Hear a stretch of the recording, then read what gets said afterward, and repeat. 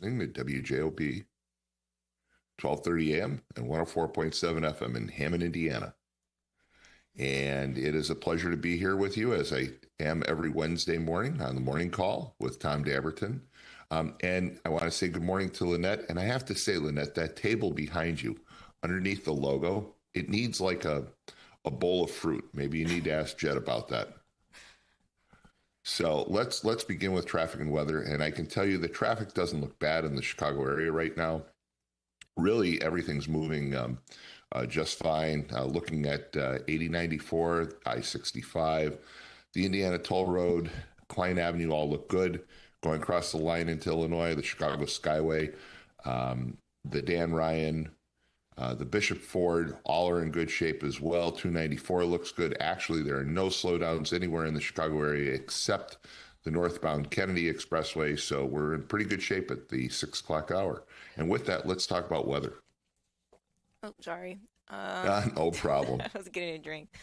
Good morning, everyone. Today we're at 1 degrees with highs of 18 and lows of 2. It's going to be mostly sunny and bitterly cold, and then later tonight should be partly cloudy and bitterly cold. And then tomorrow on Thursday, we'll be having highs of 15 and lows of 5. Should be bitterly cold with sunshine and some clouds. And then Friday, we'll be having highs of 13 and lows of 6 with a couple of morning snow showers, otherwise mostly cloudy and frigid. And I've got to throw this in about the weather down in Florida. I got a message from Paul Goddard that it's going to get bitterly cold this weekend in South Florida. He's right. It's going to be only in the 50s on Sunday, but then it's going to rebound into the 70s. So we actually had record warmth the other day. Monday was a high of 87. So it's been very, very warm, but we are going to have a cold spell. But as I told him, when it comes to Florida, you have about a 1 week winter. So we're headed into that 1 week of winter where it's going to be in the 50s and 60s and then go back into the 70s. So I will take that over. What did you say the temperature currently is? 3 degrees? It is 1 degrees. 1 degree. 1 degree. So yes, I'll take 50s and 60s over that. Lots to talk about this morning, obviously. There is a cooling off going on in Minnesota. There still continues to be concern about the shooting this past weekend by the Border Patrol of the one individual. I've seen a number of videos. There was one from the New York Times that actually Mad Max sent me, and it looks to me like there was a lot of confusion at the scene.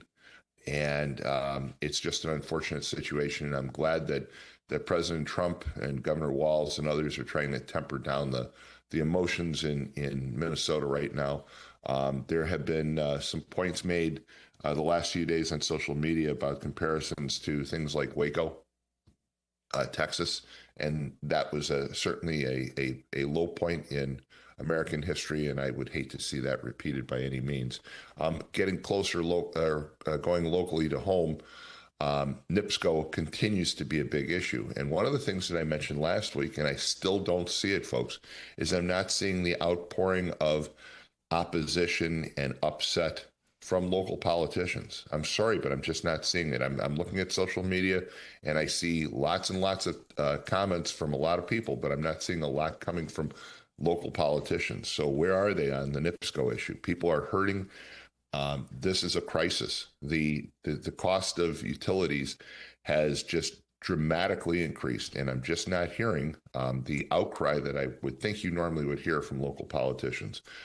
And let's not forget that, as Dave from Gary points out, SB1 is going to take effect this year, and as it does, your taxes are going to go up. So you're going to be hit not only with higher utility rates, but you're also going to be hit with additional taxes, and that's going to be very, very difficult for a lot of people. So I just want to throw all those things out there this morning and open it up to the phone lines. Do we have some callers already? We do. Let's go to a caller. Good morning. You're on the air. Good morning.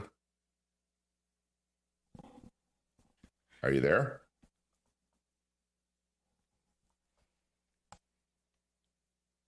Good morning. You're on the air.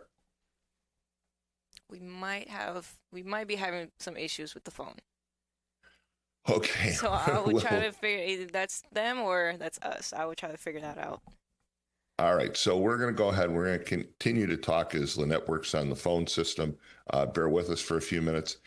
I got an interesting email last night from someone who said, when you look at the problems that are facing us about NIPSCO, take a look at some of the bills that have been passed in the past few years by the Indiana House and Indiana Senate.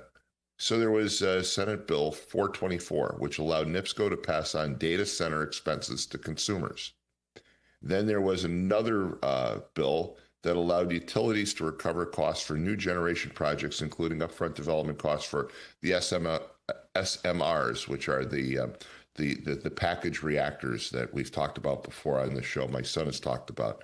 There was another bill that basically updated utility regulations, making it easier for electric and gas companies to recover costs for transportation, distribution, and storage system improvements, allowing for longer planning periods and allowing the cost of those planning periods to be passed on to consumers. These are all things that were taken by the Indiana legislature. So it raises the question of how and why we're in the predicament that we're in. I know a lot of people want to blame Mike Braun. I'm no fan of Governor Braun by any means, but the fact is that most of these problems occurred prior to Mike Braun being in there. Eric Holcomb was a great guy. He was a nice guy, but Eric Holcomb allowed a lot of this to happen. He appointed the Utility Regulatory Commission that adopted a lot of the increases that we're now facing. And people aren't talking about that. There's also, people want to blame Donald Trump, for example, for some new taxes, but those taxes came under the Great Green Deal. That was Joe Biden. So there's a delay when it comes to certain actions of government. And I'm not trying to defend either individual, but I'm trying to point out that the blame that's being assessed on Mike Braun and President Trump really are a little unfair because they had very little to do with the current predicament that we're in. That instead it was passed on, by people that were under the last administration, for example, in the state of Indiana. And I think that's important to remember as we go forward in trying to fight the increases with NIPSCO. I know there are a lot of people that are very upset. And again, the fact that our bills have doubled and tripled in a short period of time makes it almost impossible for people to keep their heat on, for people to live in Northwest Indiana and Northern Indiana. I know a lot of individuals that are saying, hey, don't forget us out in the Fort Wayne and South Bend area because NIPSCO covers the north third of the state, for example. And they're right. This is a tragedy that should have never occurred. This is a situation that should have been explained to people a lot earlier than it was, and people shouldn't be opening up their utility bills and finding that their utility costs have tripled in just a month or two. So, have we gotten the phones fixed yet, or not yet? Let's see. I don't think so, but let's see. We're going to continue. We'll continue. Let me know when you think they're fixed. Switching gears for a minute, I found it interesting yesterday. I got a text message on my phone, and it was from Alexander Vindman's campaign. Remember that guy?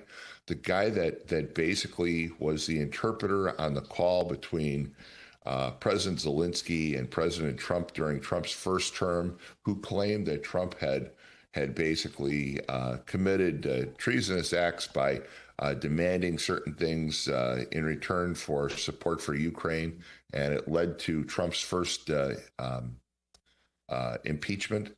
The guy is now running for U.S. Senate in Florida, which is very interesting because being down in Florida right now, I can tell you, I don't think that he stands much of a chance. Florida's become a pretty red state. But what's interesting about it is that Vindman holds himself up to be this honest guy who exposed this, the ultimate fraud, he said, on the American people.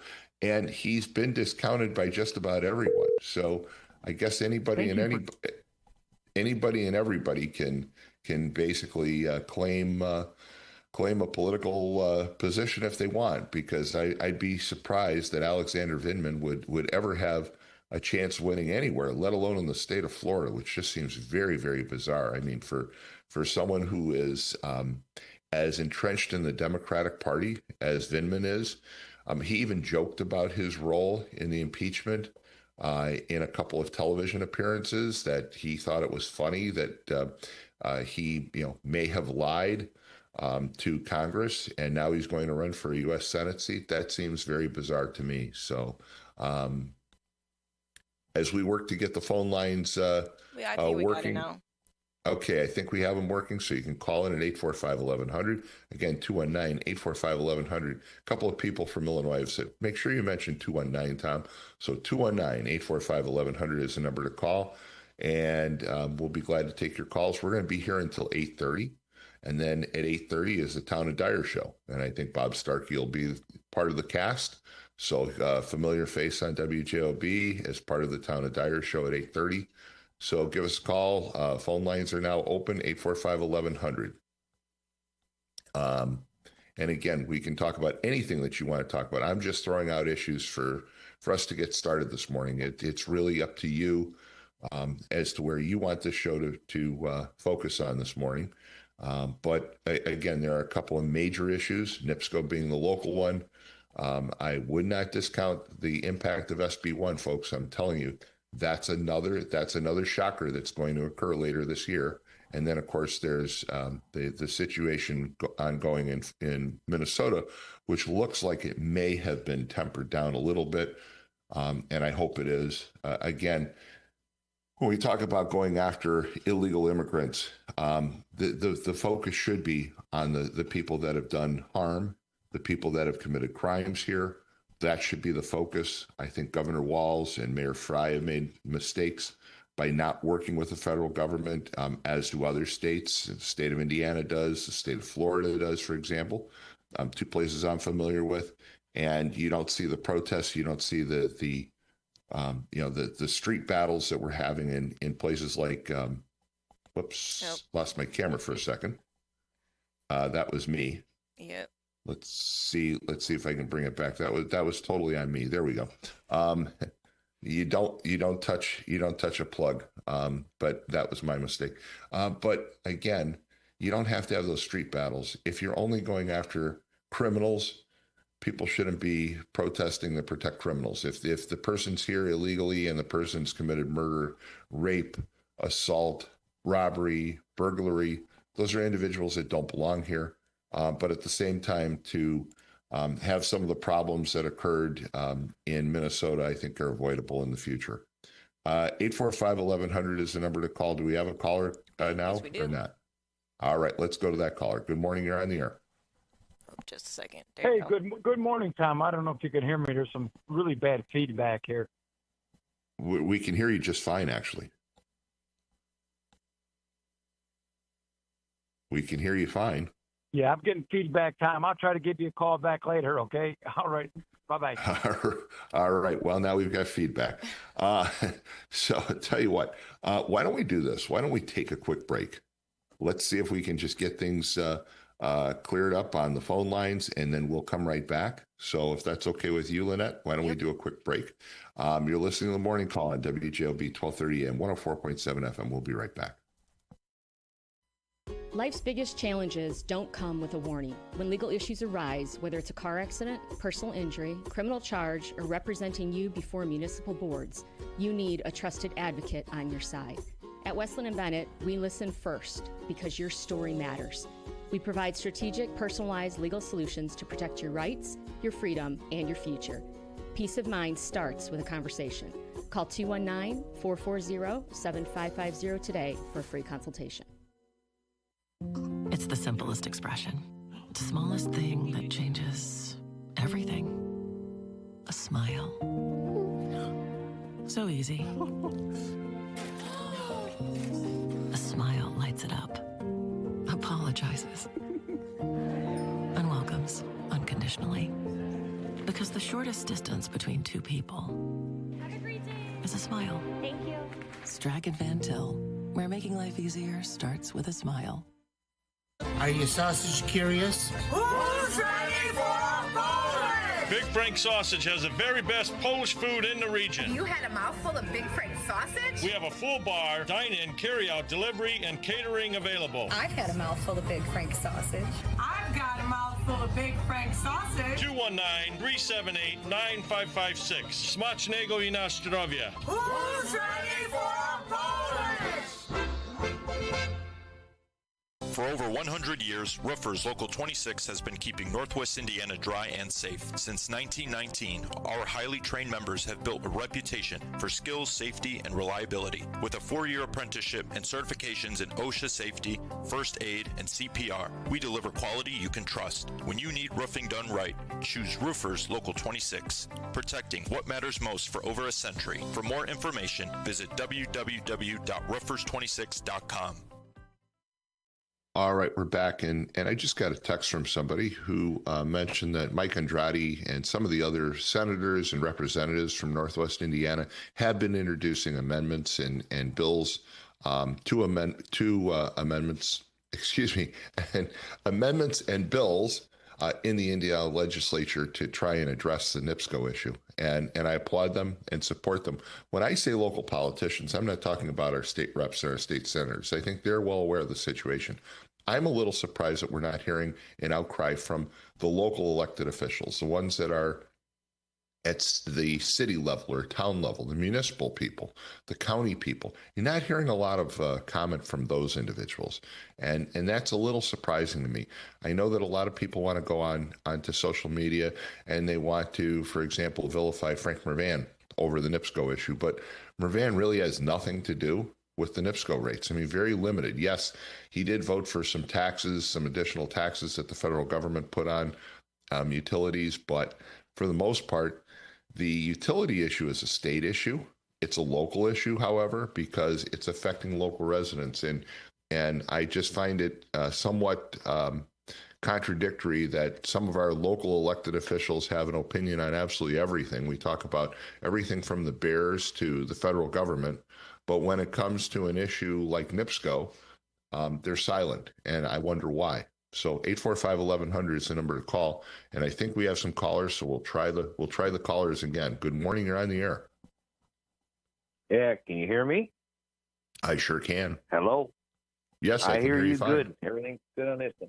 First thing, we got to say prayers and stuff for a lady in Chicago. A pregnant lady was stabbed and killed while she's pregnant. In about a few more months, she's going to have a 19-year-old, which they caught the person. She had something on the stove that was cooking. A 19-year-old came in and stabbed a pregnant woman and killed her. So we got to say prayers for that family, you know. Absolutely. That's horrible. That's absolutely horrible. That's shameful of that, you know. I mean, I heard that on the news last night and stuff, but the second thing is I've been watching the news, and it's like business owners in Illinois up by Chicago, this one store, and it's not just one, it's a couple of it. This lady, she's been broken in 3 or 4 times. It's costing her to keep fixing the doors, keep replacing all the stuff that's stolen. She says when her lease is up, she's selling everything she's got in there. She's getting out of Illinois. She says the local police and the city of Chicago is not doing nothing to help her. She's got to pay for all the damages out of her own pocket. Her insurance was about to get canceled because there's too much crime in that area, the police, you know. But, you know, that's enough on that stuff. But hold on a second. Hold on a second, Mike, because the one good thing that's come out recently is that crime is actually down in the U.S. And I'm not saying it's down in Chicago by any means, and I'm not saying it's down far enough. But for example, there are some historic lows in certain crime categories, including murder, which is good news nationally, and I hope it continues. So go ahead. Yeah, and now, you know, I'm doing like 3 kinds of surveys and getting things ready. But last week, I recorded on my laptop a news media every day about these protests, and I'm going through each day when they bring up the situation of a certain area. And what I've noticed is, and I clipped it to show it, they're showing the same stupid video, this guy riding a bicycle up to the door of a certain place. And what the media is doing is they're not showing what a live shot of something going on. They're repeating the same video, like say it happened on a Monday. Friday, they're still showing the same video, and then now last night I seen the same video again. You know, the media is just, when they got a good video of all these protesters standing in the road, impeding and obstructing the federal government to do their job. You know, the federal government needs to come in, and you know how the governor, which is a Democrat, and the mayor is a Democrat in Minnesota, has all this fraud. Why aren't those protesters going over to their places and protesting for them to stop the fraud in their state and their city? But no, they got to go over to the federal government. And to me, instead of getting rid of the ICE and getting rid of them, they need to put that governor and that mayor in jail, or bring back up that fraud that's going on, because they're just bringing up all these issues about this stuff going on with the ICE, because they know they're going to be going to jail. Let me get a word in. Let me get a word in for just a minute here. I think what you're bringing up is a very valid point. The news media has ginned up the situation in Minnesota to the nth degree. And part of it was that, if you're a Democratic politician, especially if you're Governor Walz, you have all this fraud that you had to face, right? And it was a big narrative. It was a big story developing on the national level. And all of a sudden, you have instead the focus on these protests. And the protests have been violent, and the protests do need to be covered. But you're right; they're recycling the same video over and over and over, and controlling the narrative, if you will. Instead of talking about all the fraud that's going on in Minnesota, now we're talking about the problems with ICE and immigration. And you have to hand it to Governor Walz and the Democratic Party, because they took the narrative away from talking about the fraud issue, which had been a growing story, and turned it around and put all the focus on the protesters and ICE. So they've done a good job of changing the narrative, if you will. And it's unfortunate. You're right about those videos being recycled. In fact, there was one news story that I saw that said that some of the video actually was used from the Summer of Love a few years ago, from the BLM riots, that some of the video you could tell wasn't even current because people weren't wearing heavy coats. So, I don't know what to think of it. I just think that it's sad. It's sad that we have gotten to this point, that if there was cooperation between the state government and city governments and the federal government, we wouldn't be to this situation, and we could get back to talking about things that matter, which I think that the issue of fraud, as I understand it, they're saying as much as $9 billion in fraud. That's a huge amount of fraud, and that's where the focus should be. But I understand when you have shootings like you had this past weekend, it's going to draw the attention away. Now, I'm going to let you go in a second, but I got it's got to be a Democrat flyer in my mail yesterday.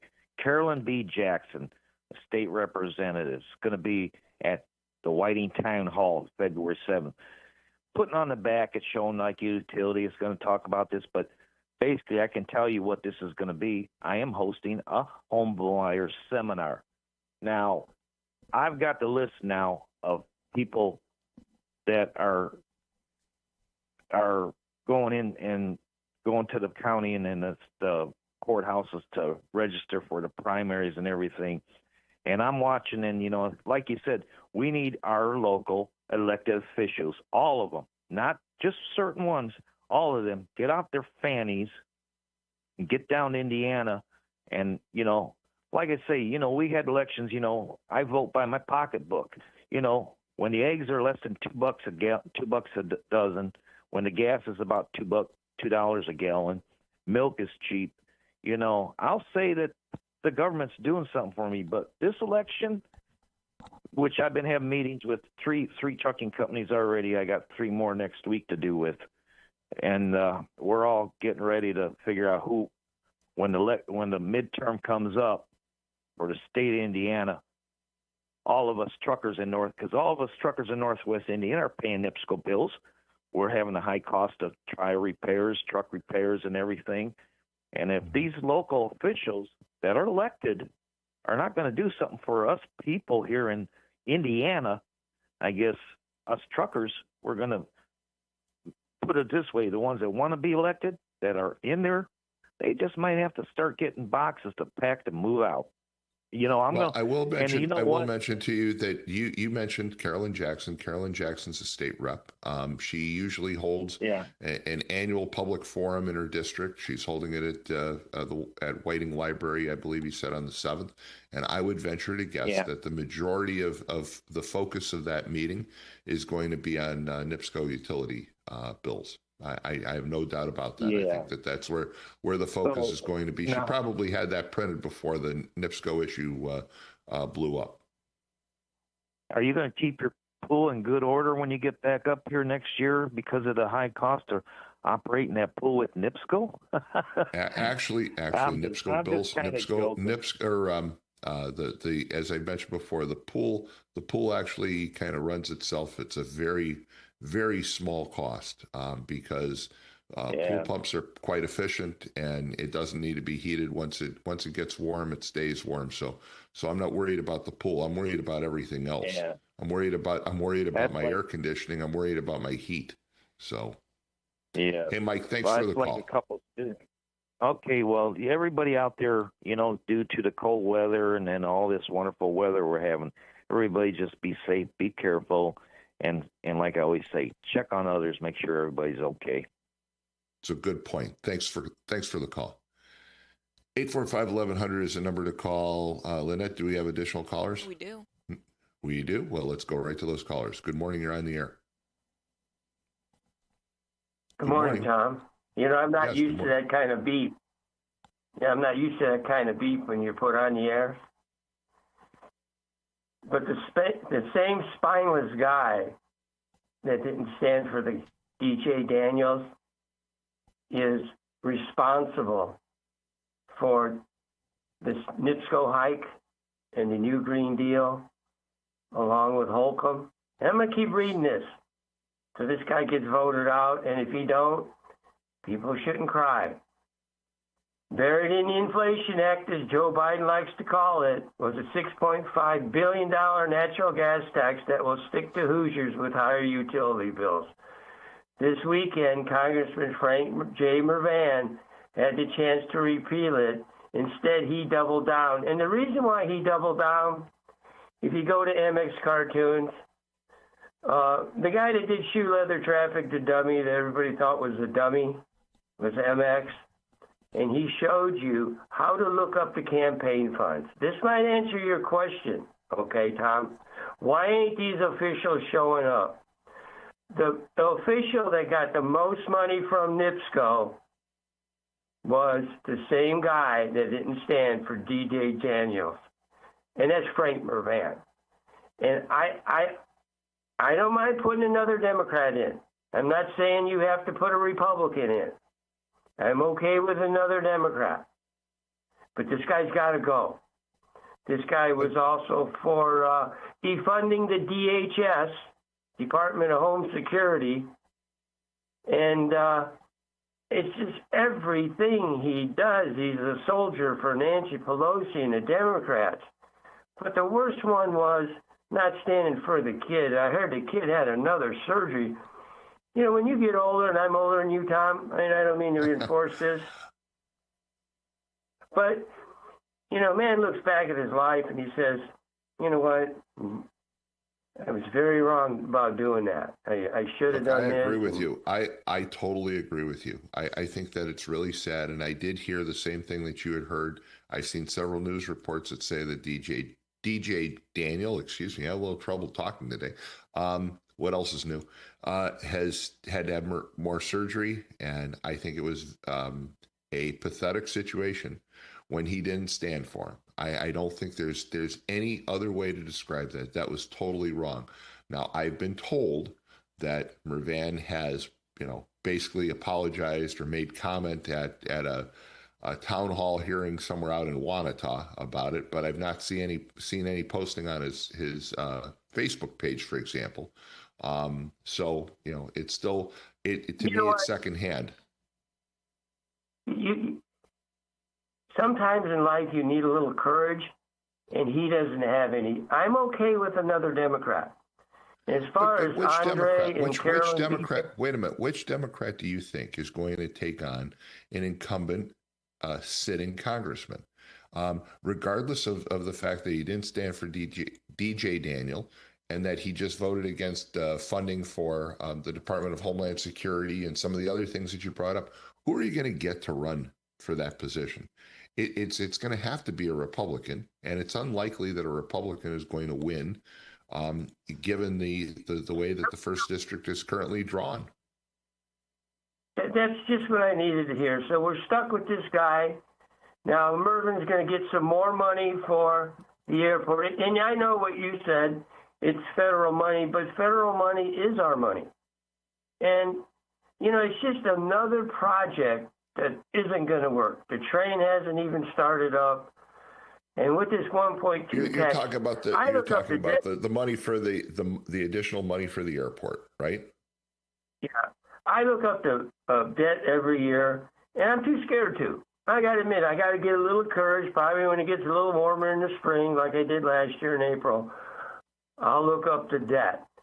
And with that debt and that 1.2 per tax, Hammond's going to get banged again. But Tom Schmidt from Cherville said it won't happen in Cherville. And Bob Starkey said it probably won't happen in Dyer, where he's at. One of the poorest communities there is. And here we go. But you can't take Hammond's debt and blame Frank Mervan for that, can you? I mean, Mervan doesn't really have anything to do with that. I'm not blaming Frank Mervan. I'm blaming the rubber stamp consul. I mean, we're just going to get pounded. We're going to get pounded so bad. I feel sorry for these young kids. Like, how can you afford this? They're already working 2 jobs. But you got to have the heat down at 50 now. But with that, I think, and don't forget the impact of SB1, because SB1 is going to force local communities to add additional taxes. You've brought up, for example, MX, about the road tax that we now have, the tire tax. You've brought up about the food and beverage tax. We're going to have to add additional taxes to support local communities. So the ones that are in bad shape are going to get a lot worse because of these additional taxes that are going to be levied. Yes, and I'm going to leave you with that. I just hope, I hope we can get rid of this guy. Yeah, I'll go with another Democrat. A Republican ain't going to do it, but have a good time. And you know what? Don't use the term Jed did. Gotta go. Bye. All right, take care. 845-1100 is the number to call. We have additional callers. Let's go to those callers. Good morning. You're on the air. Hi. I want to talk about the NIPSCO bill, and really what it comes out of is NIPSCO, being a vertically integrated utility and monopoly, has to get any rate increases approved by the IURC, the Indiana Utility Regulatory Commission. And everybody on that board is appointed by the governor. And the governor appoints these people, and they continue to allow NIPSCO to raise rates above and beyond what you see anywhere else in the state and above and beyond what you see anywhere else in the country. Their rate increases are absurd. NIPSCO has spun off a new company called Genco in order to help protect the profits it's going to make from bringing data centers into the area, to protect those profits from the IURC setting rate limits. It is a corrupt company, it is a corrupt IURC, and it all flows from the person who appoints them, which is the governor of Indiana. However, and I agree with you, it's the IURC that really has to be blamed for this. However, there's a couple of things to consider. A lot of people have said, well, they're blaming Mike Braun. Most of the increases that we now see on our NIPSCO bills were actually approved under the previous administration. They were approved under Eric Holcomb. And that is part of the narrative that isn't being told, because everybody's saying Mike Braun, Mike Braun, Mike Braun. And again, I'm no fan of Mike Braun. I don't even care for the guy. I didn't vote for the guy. But to be honest with you, most of the increases, if not all of the increases that we're currently feeling in our NIPSCO bills, including all these delivery fees and service charges, were approved under the last administration. That's the point. NIPSCO has new rate increases before the IURC, and all internal intelligence shows that they're going to increase them. And again, they are appointed and retained by Mike Braun. What Holcomb did is not any better than what Braun is doing. Just because we haven't felt all of the pain of the new increases that we're getting doesn't absolve him from being part of that problem. You know what? I agree with you. And here's where I think it's scary. So, Braun comes out and he should be right now at the forefront of the discussion on NIPSCO, right? You hear nothing from him about the NIPSCO increases. What you hear from him is he's talking about bringing the Bears to Northwest Indiana. And you see countless numbers of people who are focused on the Bears coming to Northwest Indiana on social media instead of talking about, to me, the basic sustenance of living, which is your utility costs. And they're able to control the narrative, just like the Democrats controlled the narrative up in Minnesota when it came to the fraud and they moved over to the ICE protests.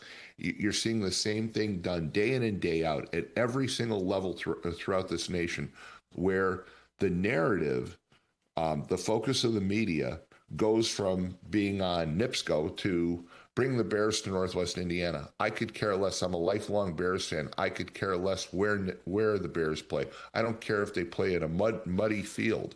If my NIPSCO costs make it so difficult for me to live in Northwest Indiana, do I really care if they're going to locate in Northwest Indiana? Yeah, I absolutely agree. I don't know where we're going to find an alternative. Indiana is a Republican state. We've had lots of Republicans, I think, since Evan Bayh, and this is a problem that you're right. It never gets addressed. It's always something else. It's always something that doesn't impact my life in a meaningful way, and my rates just keep going up. And don't forget, your tax rates are going to go up, but what they're going to do is they're going to tell you this year how they gave you a $300 reduction in your property taxes. But in reality, they gave you a $300 deduction or reduction and increased your taxes by $850 on average with all the additional taxes that are going to be introduced, except that they're going to take those taxes out of your pocket every paycheck or every time you make a purchase instead of taking it twice a year like they do with property taxes. It is a horrible, horrible storm that's coming when it comes to taxes, and people don't realize that, just like they didn't realize what was going on with NIPSCO. We saw those service fees show up on our bills about a year or two ago, and most people were like, oh, well, okay. And all of a sudden now the service fees, I've seen plenty of bills where the service fee is more than the actual gas or electricity, for example. Those are the things that once again, they're being slipped under the radar. Nobody's noticing it. The news media gets derailed. They get focused on things like, again, where the Bears are going to play. Who cares? Who cares where the Bears are going to play? They focus on the wrong things. And it's just been this storm, if you will, that's been brewing for a long time, and now we're in the middle of it. Yeah, I couldn't agree more. Thanks for taking my call. Have a good morning. Thank you for calling. We have some additional callers, but let's take a quick break. You're listening to the Morning Call on WJOB 1230 AM, 104.7 FM, the TuneIn app, and, of course, YouTube Live. We'll be right back. For over 140 years, the Central Midwest Carpenters have built our communities in Northwest Indiana. Are you ready to join the effort? We have long-term work, competitive pay, and the best benefits in the industry.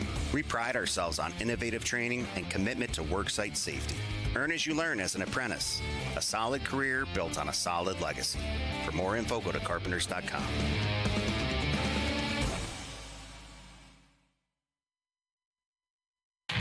Looking for a place to enjoy great food and great games? Head to Doc's Barbecue in Dyer. Indulge in Southern-style hickory smoked meats served in a fun, welcoming atmosphere. Want to catch the latest local Jet TV basketball games? Just ask and they'll have it on one of their 15 big screen TVs. Whether you're here for the food, the fun, or the hoops, Doc's has something for everyone. Stop by Doc's Smokehouse on Calumet Avenue in Dyer, where flavor and sports come together.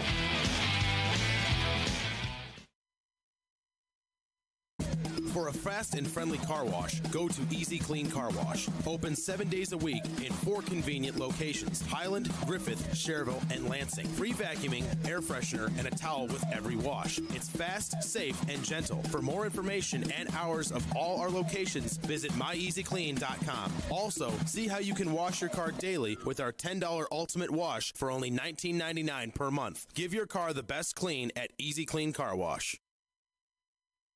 Tell the folks where they can find the French Room. Fridays, 3 to 5 Central. And where can they listen? On WJOB, AM 1230, 104.7 FM. I believe those are the radio people. Who the hell's that? I have no idea. But you could listen worldwide on TuneIn.com or watch on JetTV.com. Get your Jet TV. The French Room. With Marla Kubik. Variety, sometimes at its finest.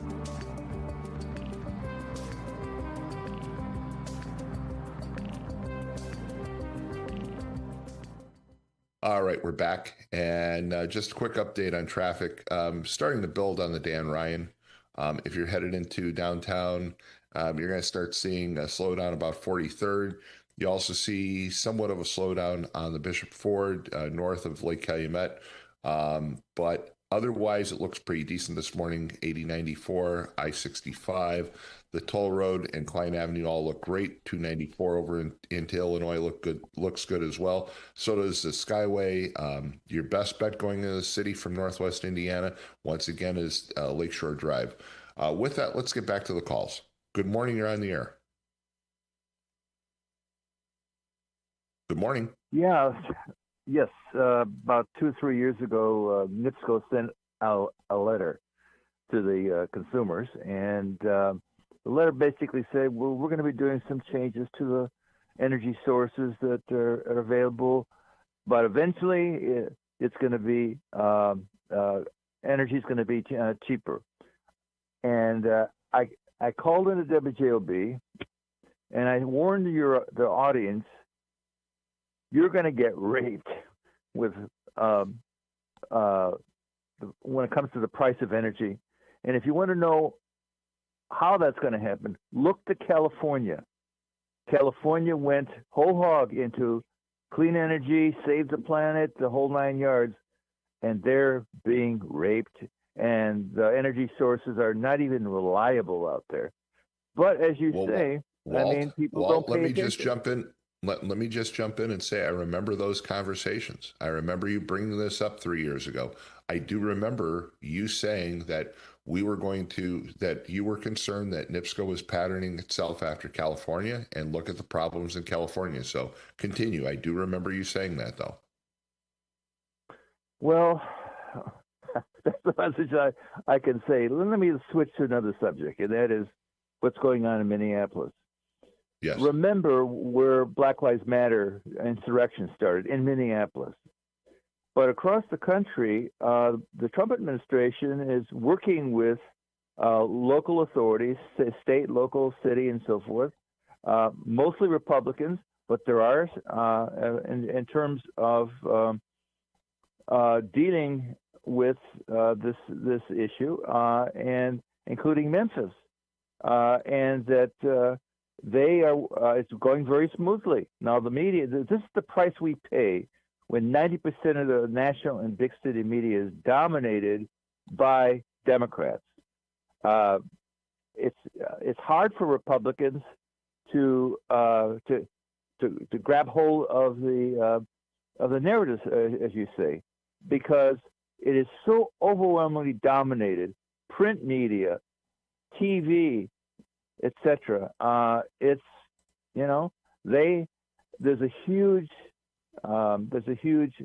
problem of hanky-panky going on with public services and so forth.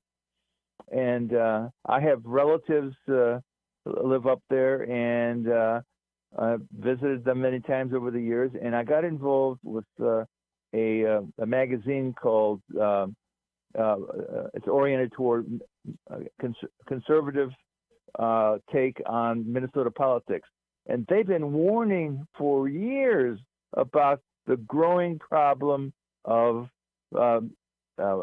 governmental hanky-panky.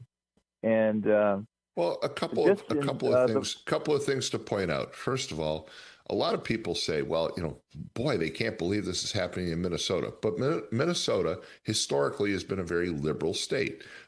In fact, when you go back all the way to the 1980s, 1984, Ronald Reagan won by the biggest landslide in American history, but he did not carry the state of Minnesota. It was the one state that he didn't carry. Minnesota has been a liberal bastion for a long time. So it's not a surprise. But what is amazing and surprising is the fact that that Governor Walz was able to control the narrative. He was able to shift the narrative from the fraud that is being uncovered in Minnesota as it relates to federal dollars for early childhood development and other issues, for patient care, for a variety of things. And he's been able to focus that attention now on the ICE raids instead. And he's controlling the narrative. And we've talked before about Trump being great at controlling the narrative. Well, Walz has done a better job because Walz has shifted the focus away from the fraud that's going on to the issue of ICE and immigration. And it's worked very well to give him some cover over this whole fraud investigation. So I'm not surprised. Let me cast this in a different context. Let's bring this issue to Hammond, Indiana. And let's say there was a mob of Republicans who showed up outside of the police and city headquarters of Hammond, Indiana, and they started blocking the exit way for preventing or making it difficult for police to leave the parking lot there and to go out and do their business, to follow them home and harass them,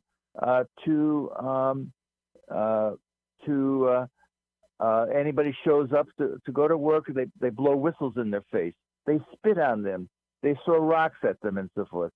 How long do you think Mayor McDermott would tolerate that kind of behavior? Well, I don't think he'd tolerate it very long. But look, the situation that happened this past weekend up in Minnesota, the New York Times, for example, did a very good job of explaining the situation. In fact, Mad Mac, who probably will call in, actually sent me the link to the New York Times. Even though I subscribe, I didn't see it. And it's interesting to watch the video. It's a frame-by-frame analysis of what happened.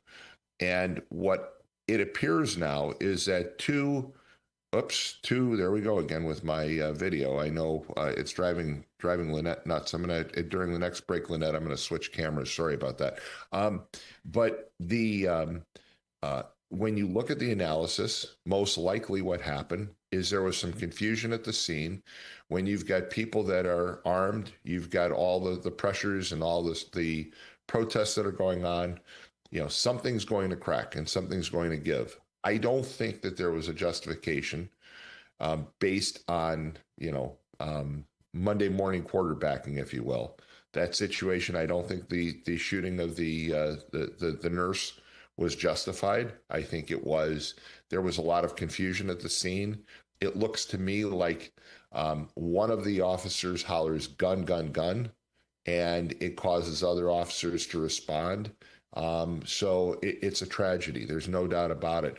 Could that tragedy have been avoided if the state of Minnesota and the city of Minneapolis simply turned over criminals that happen to be here illegally to federal authorities? Could that have all been avoided? That's the answer.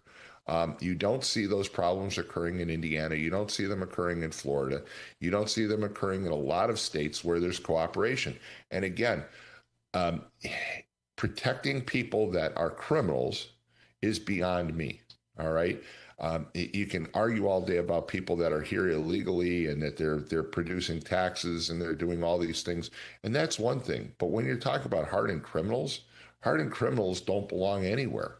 Venezuela has pretty much admitted that they emptied their prisons and sent their worst of the worst to the United States. We don't need those people here. All right. We don't. As I mentioned a few weeks ago, I had a beautiful conversation with a woman from Honduras a few months ago down here. And she's here legally, by the way. And she said, look, the reason why you don't have all the protests in Florida, for example, is because they do it right. If you're here illegally, but you're abiding by the law, they leave you alone. If you break the law, they work with ICE to send you back. And that was her comment, not mine. That was her comment.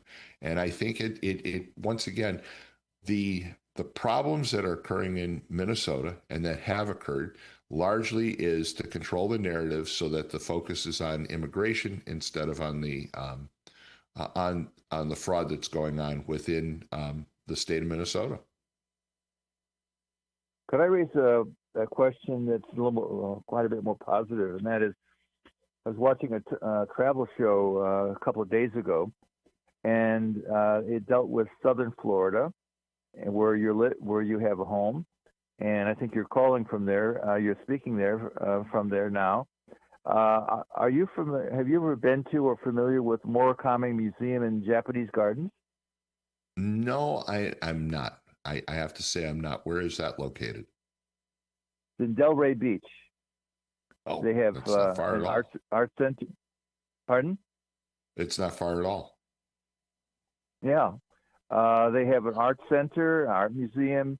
They have a Japanese. Do you like Japanese food?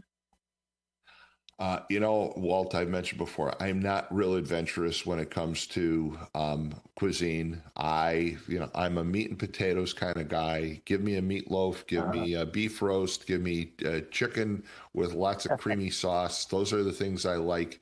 I'm just not into some of the other cuisines that are out there. I like Italian food, for example, but for the most part, I'm not, I like Tex-Mex, but I'm not real adventurous. I have to admit that.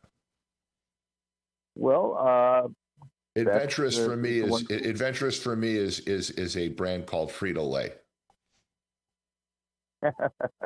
Well, I'm basically, when it comes to day-to-day eating, I'm really a Middle Westerner too. Meat and potatoes, some corn, maybe some green beans. That's my style. But I am a little bit of an adventurer.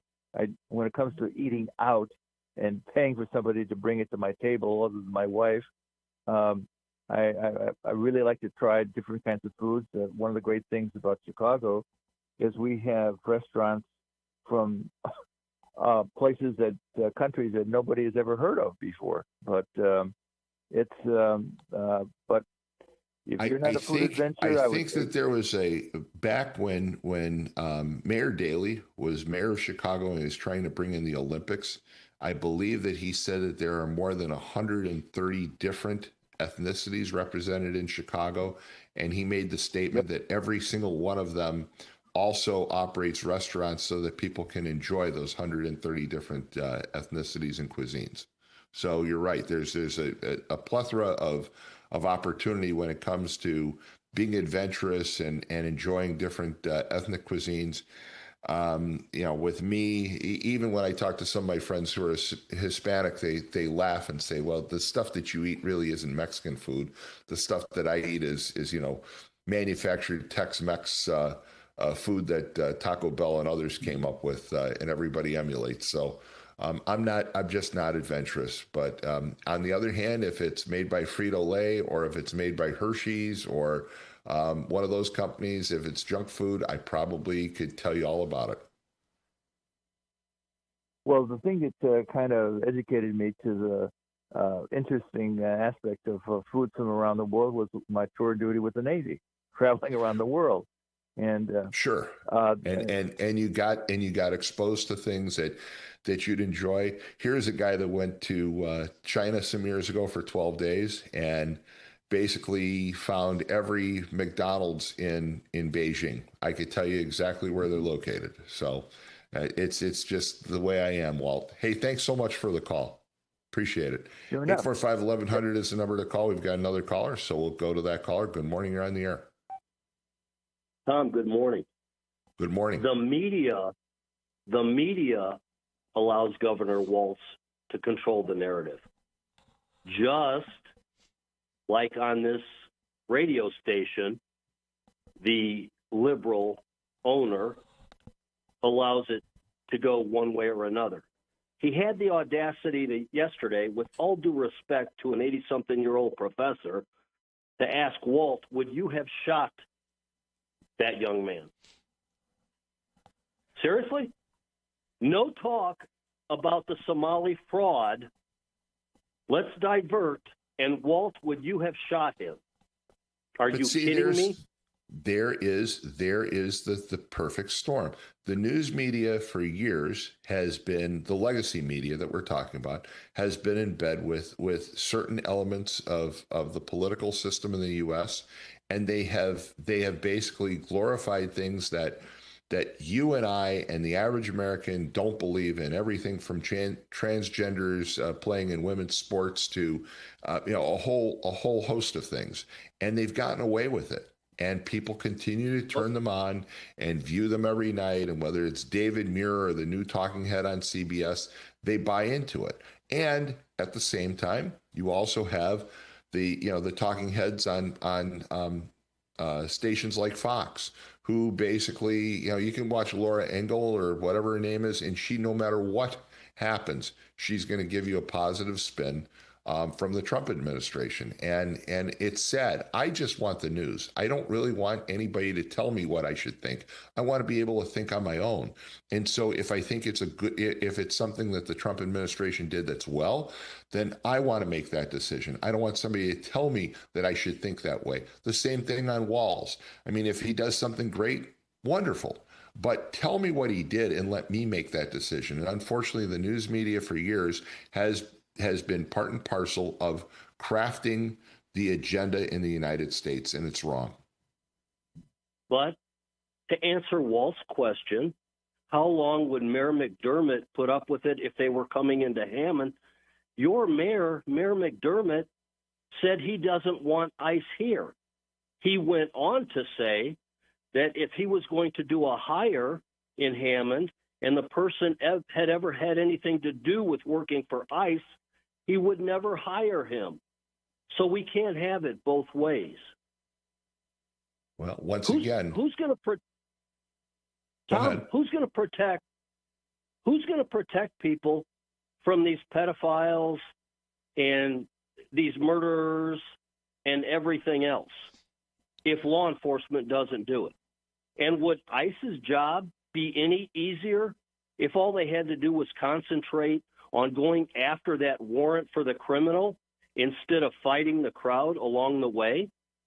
Look, I totally agree with you. And once again, I look at Indiana and I look at Florida as examples. Okay, in the state of Indiana, in the state of Florida, if you are here illegally and you are basically incarcerated for a crime, you are turned over to ICE and they basically move you out of this country.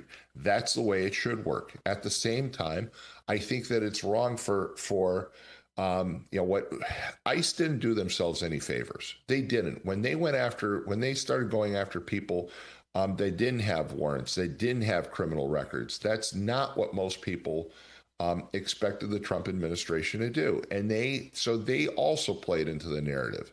They went after people that basically didn't have criminal records, that weren't wanted by the government for a variety of crimes.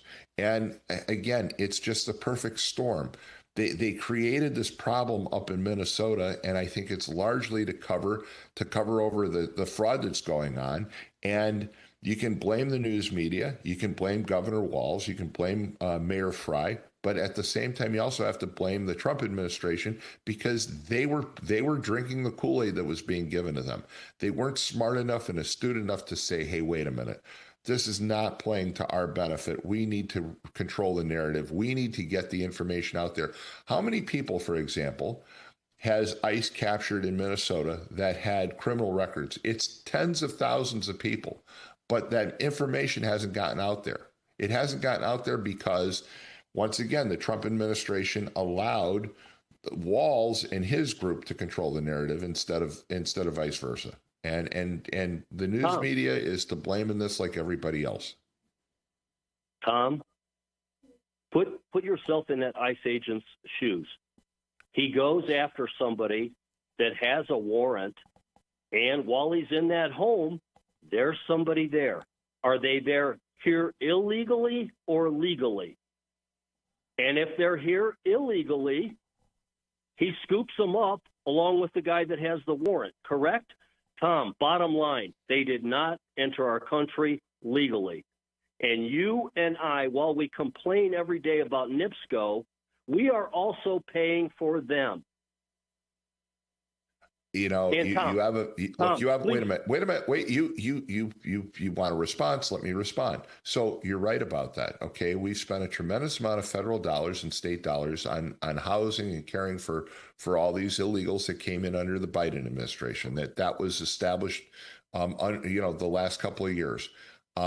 But at the same time, does it make sense for ICE agents to stand outside Home Depot and basically arrest anybody and everybody that's there who's basically trying to make a living, or to basically ask for identification? Does that make sense? Do you want them to go after the murderers and the rapists and the robbers, or do you want them to stand outside of Home Depot? To me, I want them to go after the murderers, the robbers, and the rapists. That's who I want them to focus on. Hey, Tom? Yes. If I see 7 people standing outside Home Depot, and I think that 1 out of 7 might be a very dangerous individual, I want them to shake down all 7, no matter how you see that. And okay, Tom, let me ask you a question. But wait a minute. Let me ask you a question. So if you're at a gathering in, say, downtown Crown Point, they're having a concert over at their pavilion area. Should the police basically stand there and check everybody that comes in for their criminal record? Would you be in favor of that? Well, I'm perfectly happy with that. That's what should have been done under Joe Biden, the Mrvan administration at the border.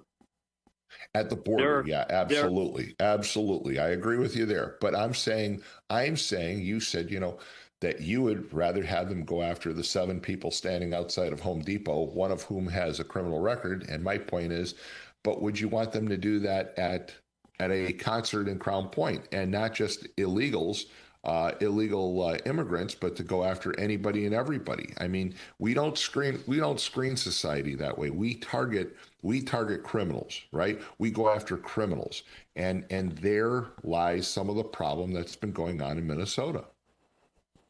Hey, Tom?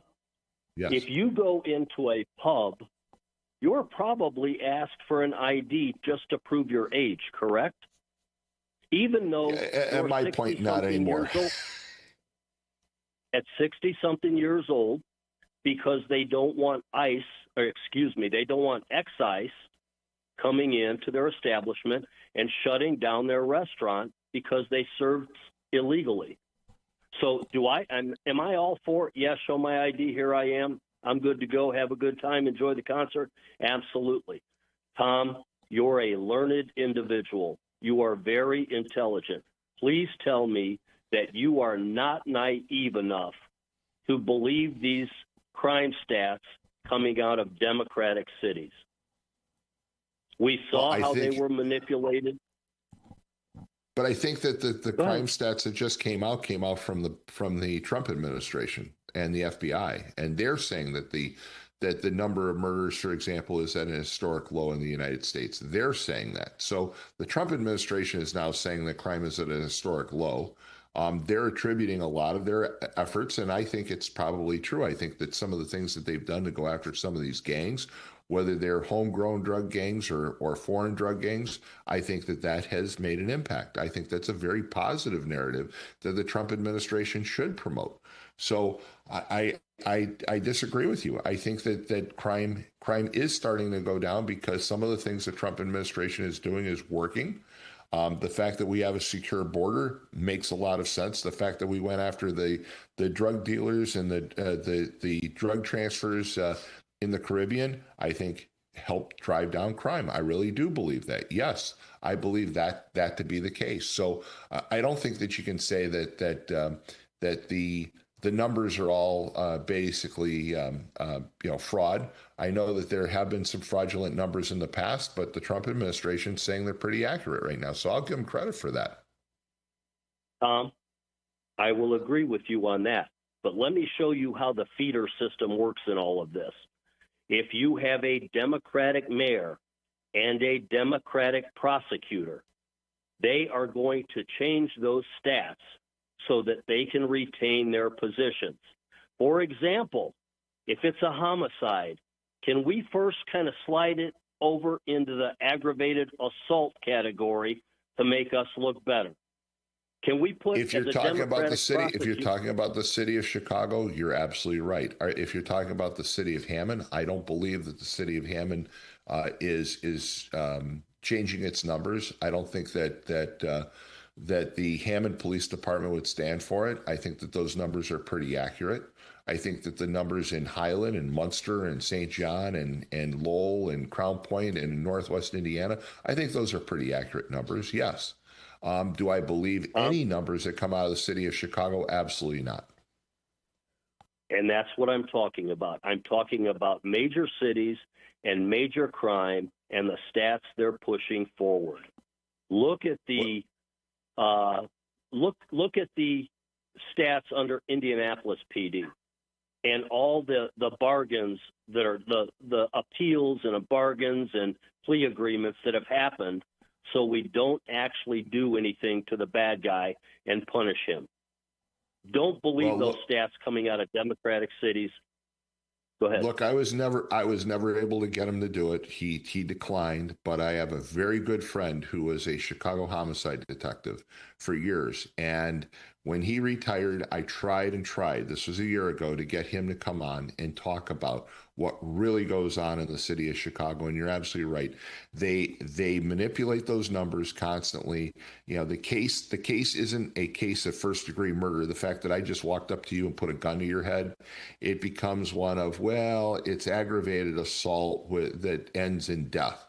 They change the numbers. They manipulate those numbers constantly in Chicago. I agree with you, but I think for the most part in, say Northwest Indiana or the southern suburbs or the western suburbs, I think those numbers are pretty accurate. I really do. I think you're right. Some of the major cities, they falsify the numbers to make themselves look good. And I think it's horrible. And I hope that the Trump administration and Kash Patel and the FBI continue to push to rectify that problem, because all of those crime stats get reported to the FBI, and ultimately the FBI can go in and evaluate where those numbers came from and basically issue a report as to whether they're accurate or not. So I'm hoping that Patel does what he says he's going to do, which is he's going to stop the manipulation of crime numbers in the U.S., and I hope that does happen. If you don't have any legitimate business being down at a protest, don't go. And I'm guessing, just guessing, that you won't be shot and killed for interfering. Just a thought. Well, again, you say what you want, but did he have a right to be there? He had a right to be there. We do allow protests. Look, we're talking about protests this weekend for NIPSCO. All right, they're going to have them in Crown Point in Hammond. But and I agree, they need to stay peaceful. They need to be cognizant of the fact that they're there to protest utility rates and not get violent, not do damage. And I don't think any of that's going to happen. So I agree with you on that point. But at the same time, do people have a right to protest? Absolutely, they do. They do. They have a right to protest. The minute you are asked and then told by a law enforcement official, please step back, please stay on the sidewalk, please stay out of the street, and you don't comply, that is a lawful arrest. I agree. But Does that also make it lawful for, again, it's it's a tragedy all the way around. What happened in Minnesota shouldn't have happened, okay? And when you watch the frame by frame from the New York Times, you start to see that most likely it was confusion. You have one officer holler, gun, gun, gun.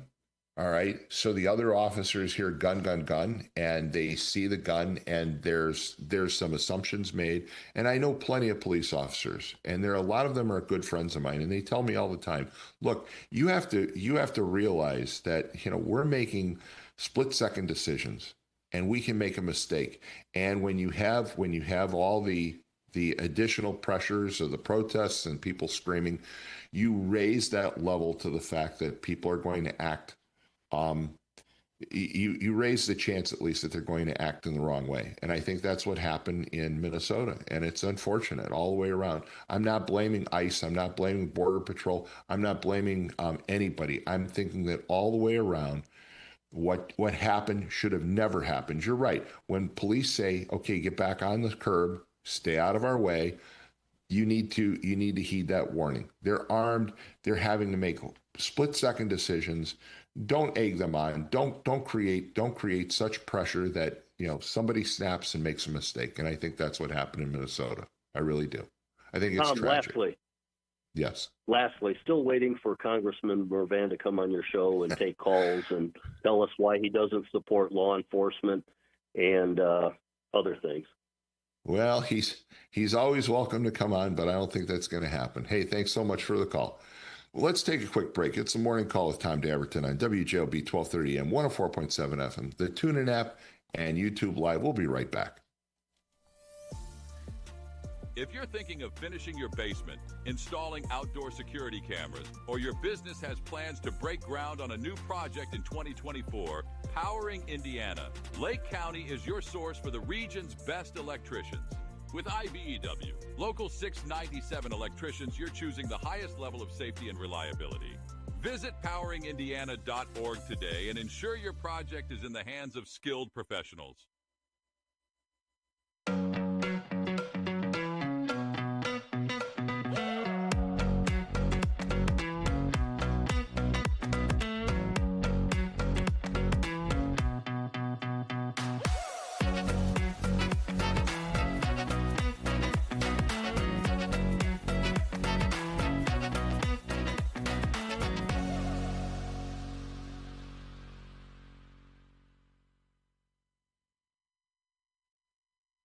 Have you ever considered becoming an iron worker? Local 395 is now accepting applications for their apprenticeship program. Go to ironworkers395.com. Look under the training section, click on apprenticeship, and scroll down to the application. You must be 18 years old, have a high school diploma or GED, and you must be physically able to perform the work of the trade. Find out more by calling the apprenticeship school in Lake Station at 219-962-7675 or visit ironworkers395.com.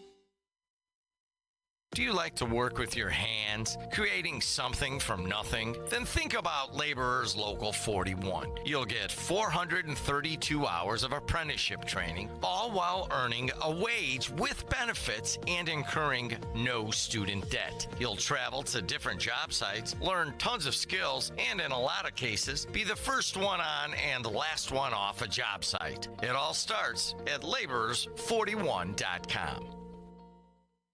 All right, we're back, and I think I fixed the problem with the camera. So, Lynette, I'll tell you what, I'll give you $10 if my camera goes off during the rest of the show. How's that? Sounds good. Yeah, the problem is that I usually plug it in on the right, but when I sit here and I do the radio, I reach to the left, and it's just crazy, but I hit the wire constantly. And every time I hit the wire, of course, it moves the jack. And if the jack moves out, it shuts the camera off. So my mistake. Let's take a quick look at traffic and weather.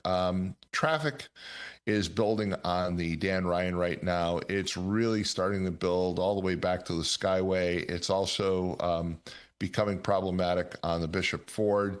Closer to home, 8094, the toll road, Skyway, Klein Avenue, all look good. Not a problem there. 294 looks pretty decent.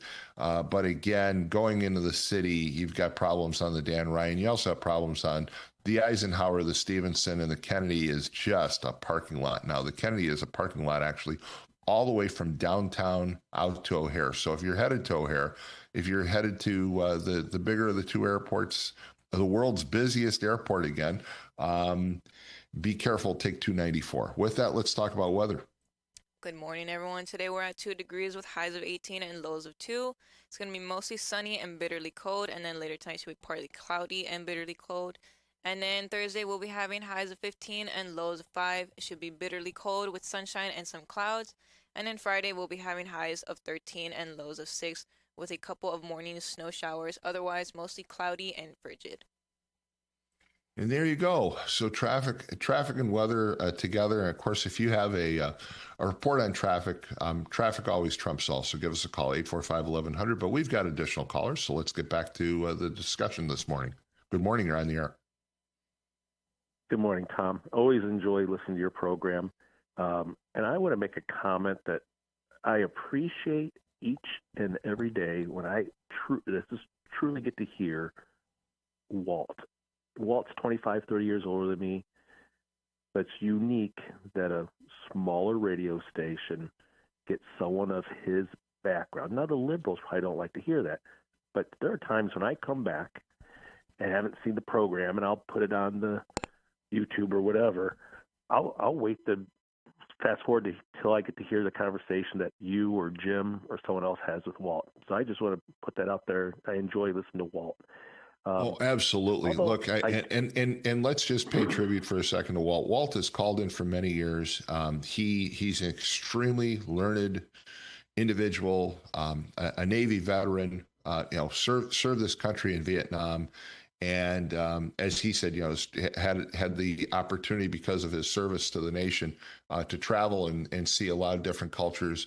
But let's not forget, he was also a professor of business at a pretty well-known university across the line in Illinois, and he knows his stuff. And he's very deliberate in what he says, and one of the most impressive people that I've gotten to know over the years being affiliated with WJOB. So salute to Walt this morning. Go ahead.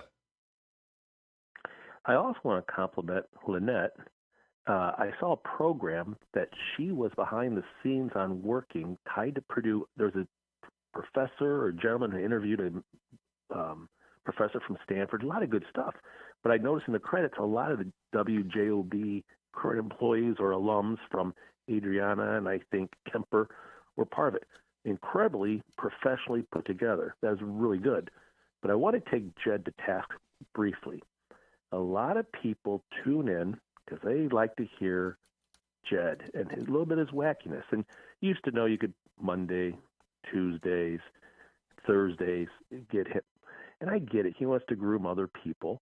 And I enjoy listening to Bob because I'm an elected Republican. I like Chuck. I like Jim with Verley. But some things, and he's got to make those decisions because he knows his audience. But I don't tune in on certain Tuesdays. And the younger crowd, which my daughter's a part of, they're not up at this time. And I understand if Jed wants to bring a new audience, well, that's going to have to be the afternoon drive time when those young people are awake. Let's be frank.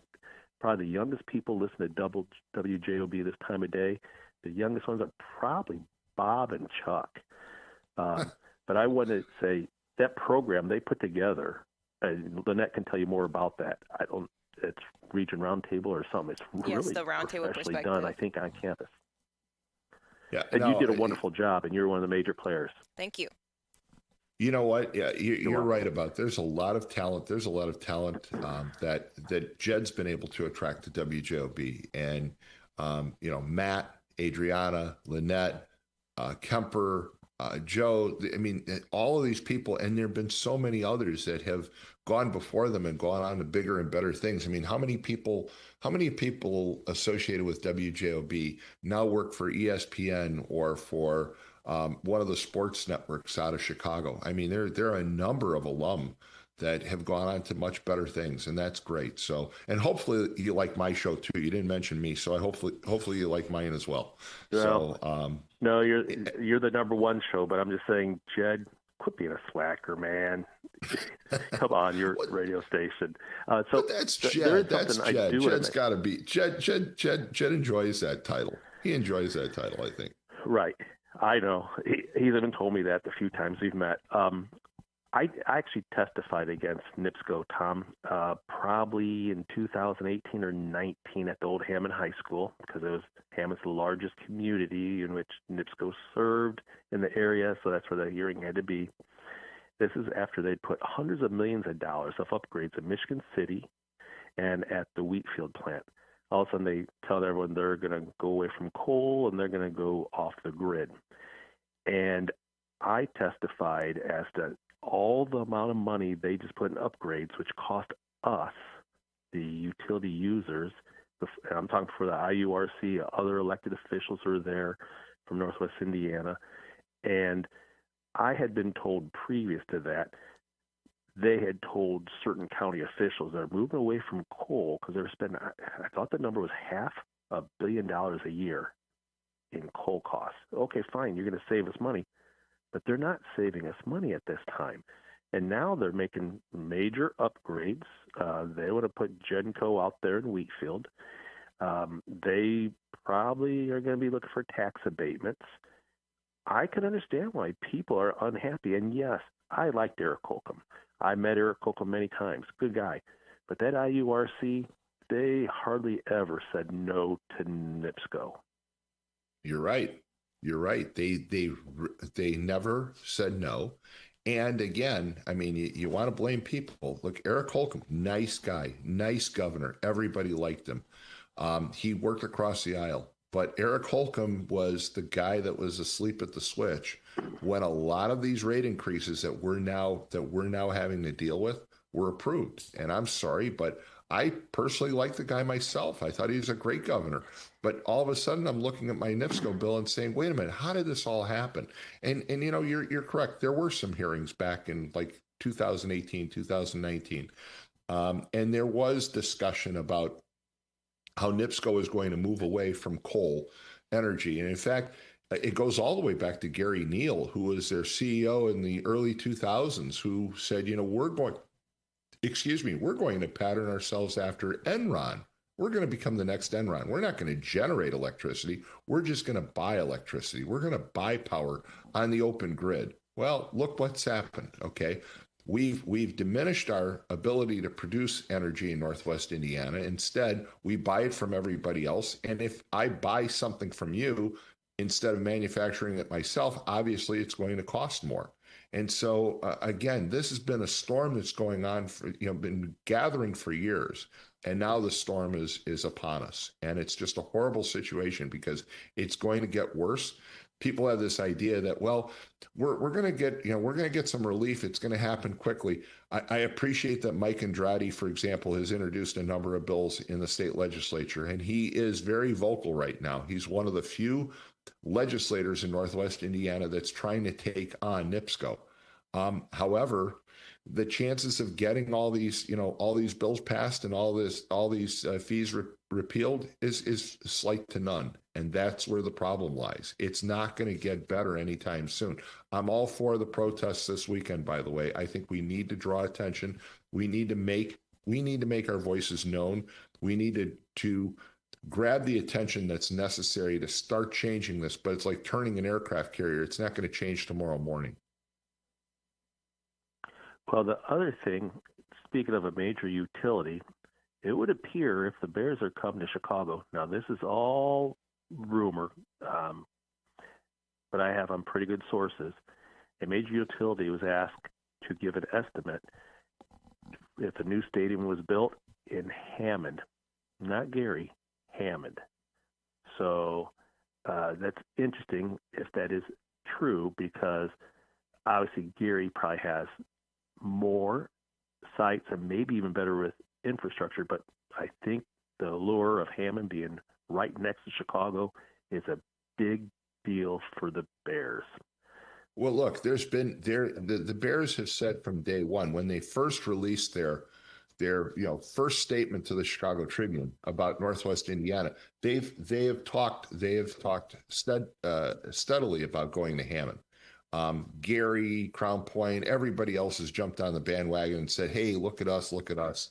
But the interest has been in Northwest Indiana. For Northwest Indiana has been Hammond.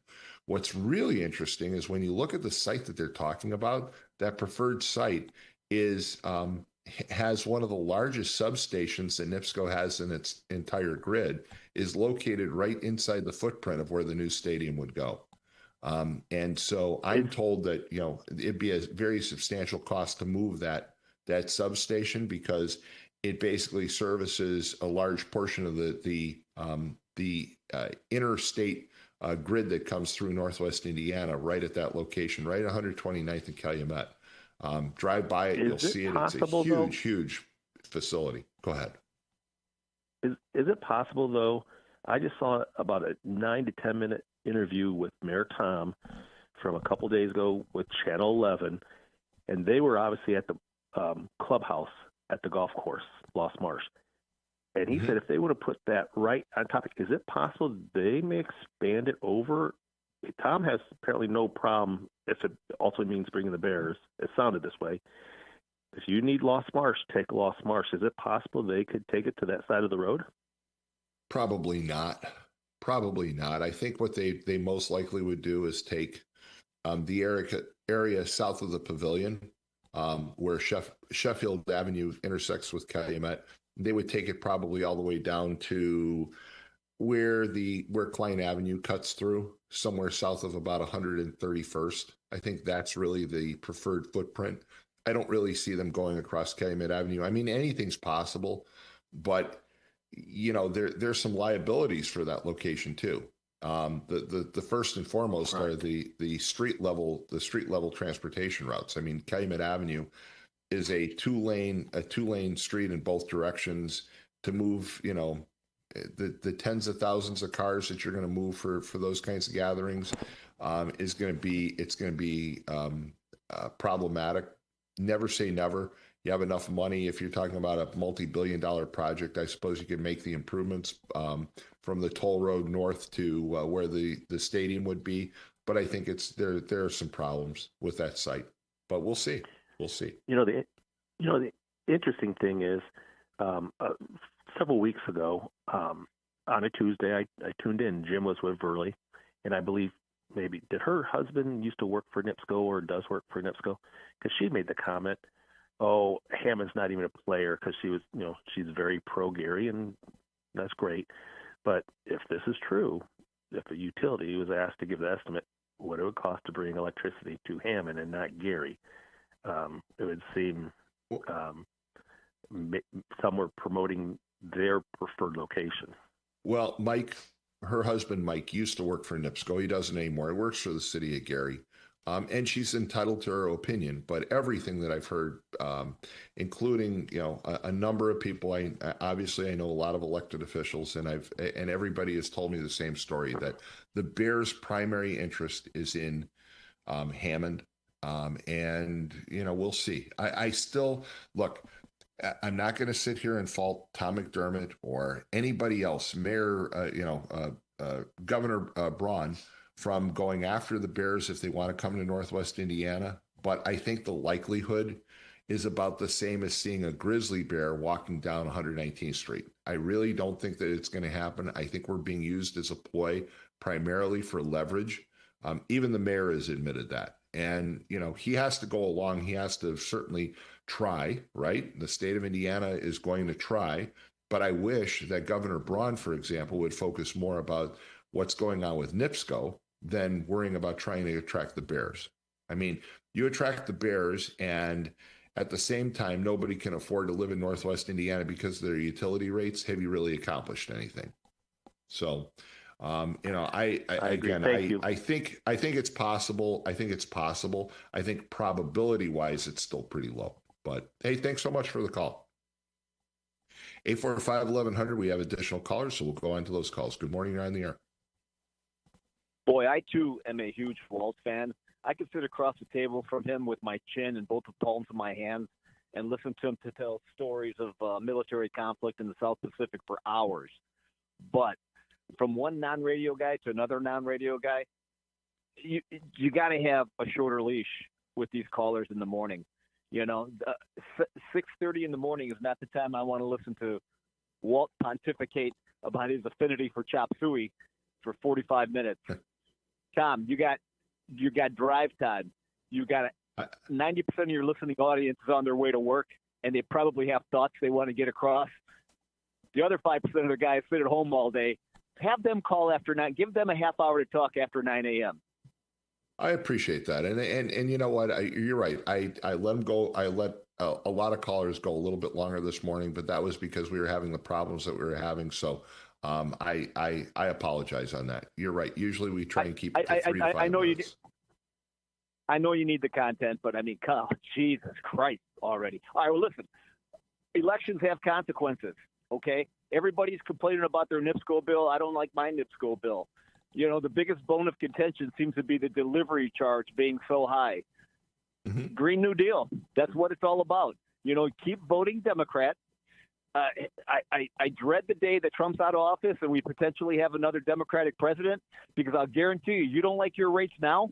Wait till the Democrats get back in and they scrub everything that Trump has done and they get back into their agenda with the Green New Deal. It's only going to get worse.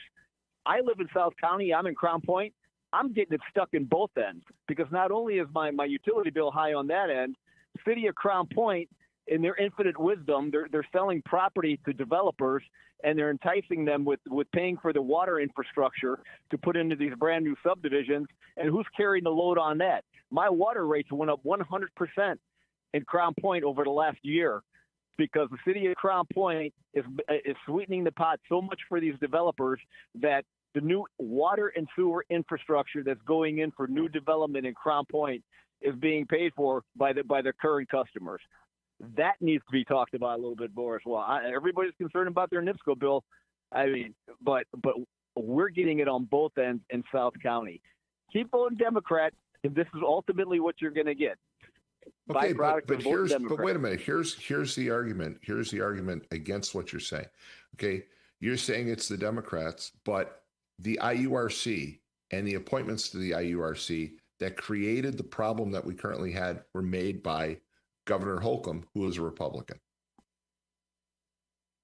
I can't dispute that. And you have a resident IURC member on the radio every Friday at WJOB, and he seems to be void of any comment whatsoever as it relates to this topic.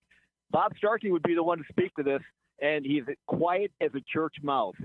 Maybe we can prod him a little bit and get some more information as to the inner workings of the IURC and how this was allowed to happen. Good point. It's a good point. Hey, thanks so much for the call. Enjoy the show. Keep it short. Thank you. We will. 845-1100. We'll go to the next call. We'll keep them short. Good morning. You're on the air. Oh boy, I guess he kind of like pointed my point. I thought was in the studio. So that's okay, but you got a good show. I mean, you're just trying to be fair with people.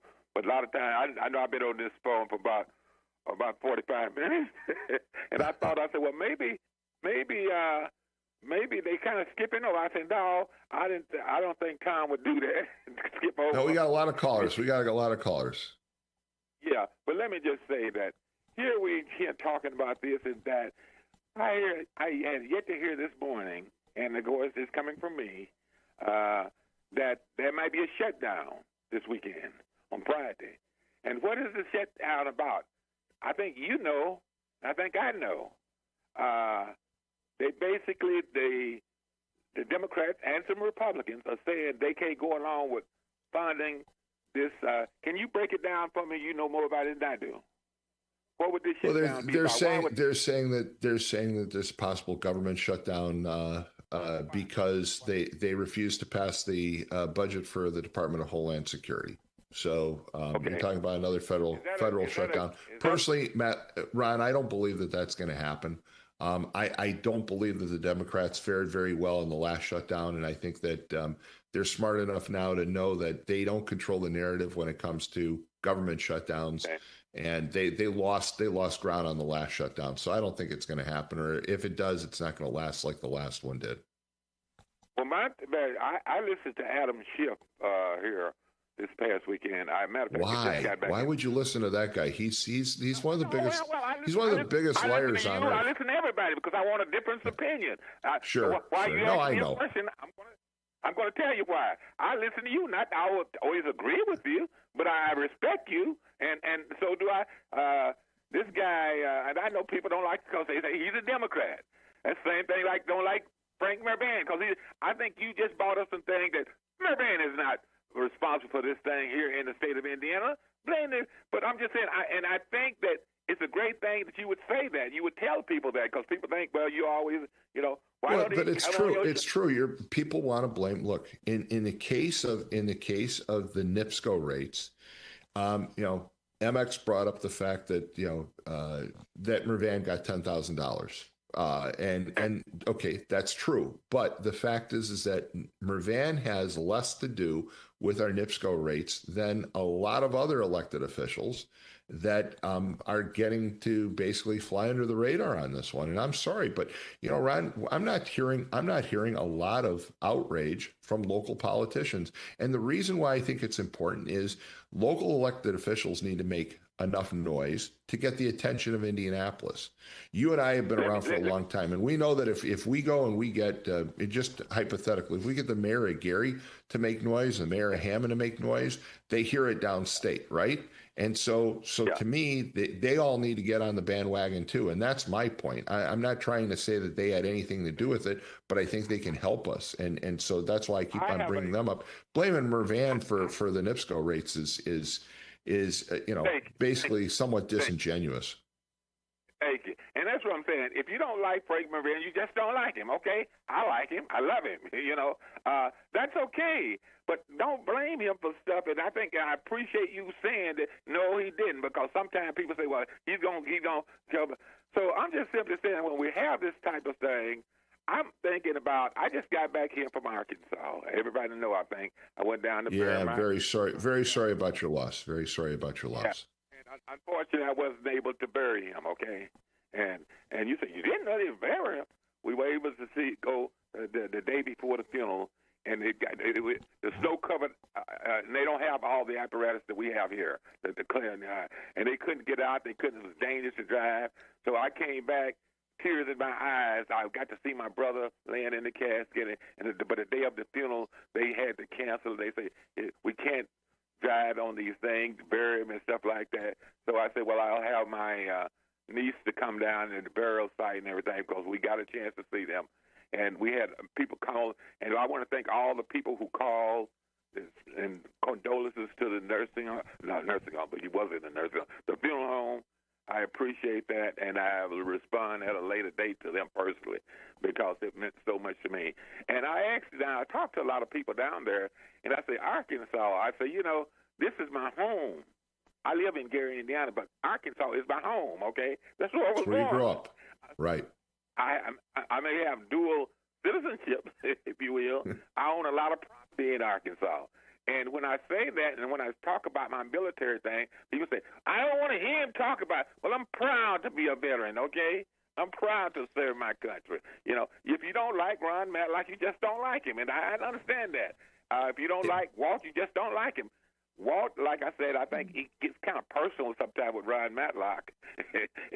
But, so I listened to WLTH, and I said one time, Jed, I don't think I'll call anymore because, people just, it's a hating thing. And he said, no, I want you to call. And I said, because I don't have a problem with anyone, your talk show host, whoever it is, if they have their say, I'll have my say, and then we'll let, whatever. I'm not trying to prove a point. I think right now that we're talking about NIPSCO. I understand, and I think you've heard me say, I caught New Bonnie about 10 years ago protesting in the front of NIPSCO building on 8th and Broadway. And I said to Mike at the time, Mike Sugg, I say, Mike, I think you're doing a great job there in the community, but you don't own NIPSCO, okay? And I'm going to protest. Right. And we didn't fall out about it, you know. And you know what, Ryan, you brought up an interesting point. Okay. And I just want to clarify. Look, people don't have to like what Verley says. And Mike currently works for the city of Gary. So the fact that Mike Suggs worked for NIPSCO, let's not try and blame him for the NIPSCO rates because he didn't have anything to do with it. Absolutely. Absolutely not.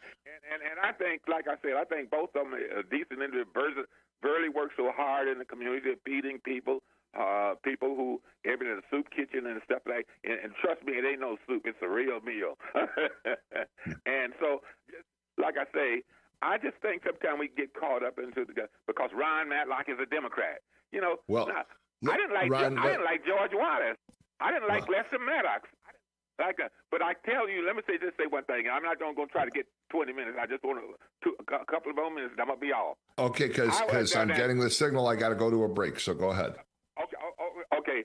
I asked them. I said, "What is Sarah Huckabee Sanders doing there?" Oh, so she's running so far from Trump, she don't know what to do. She's the governor of Arkansas, Huckabee Sanders, and I'm just simply saying right now, he have alienated so many of those people with his party because they said, you know, he just don't, like you said, maybe put some tape over his mouth.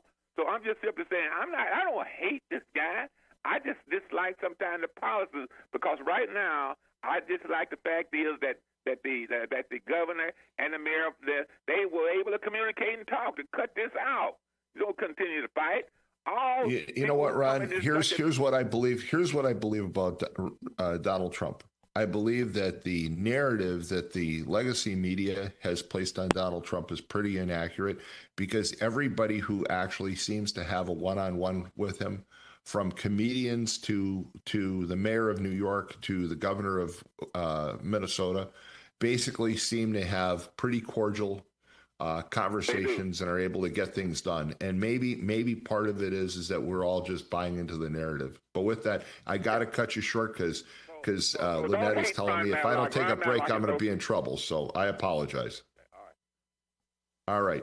Let's take a quick break. You're listening to The Morning Call on WJOB 1230 AM, 104.7 FM, the TuneIn app and the TuneIn app, and YouTube Live. And we'll be right back. Teen parents face overwhelming challenges, but with the right support, they can build bright futures for themselves and their children. Mental Health America's ETAP program provides education, mentorship, and resources to help young parents graduate. Right now, your donation goes twice as far. Thanks to a generous match, every dollar given up to $30,000 is doubled, but only until March 31st. Scan the QR code, visit MHANWI.org, or mail your check to ETAP Match today. Before Notre Dame Federal Credit Union, we were being charged various maintenance fees and various check writing fees for all of our accounts. And with Notre Dame, we don't have that. We have that true community partnership. We get interest based on all of our parish and school accounts, and the interest rate is really second to none.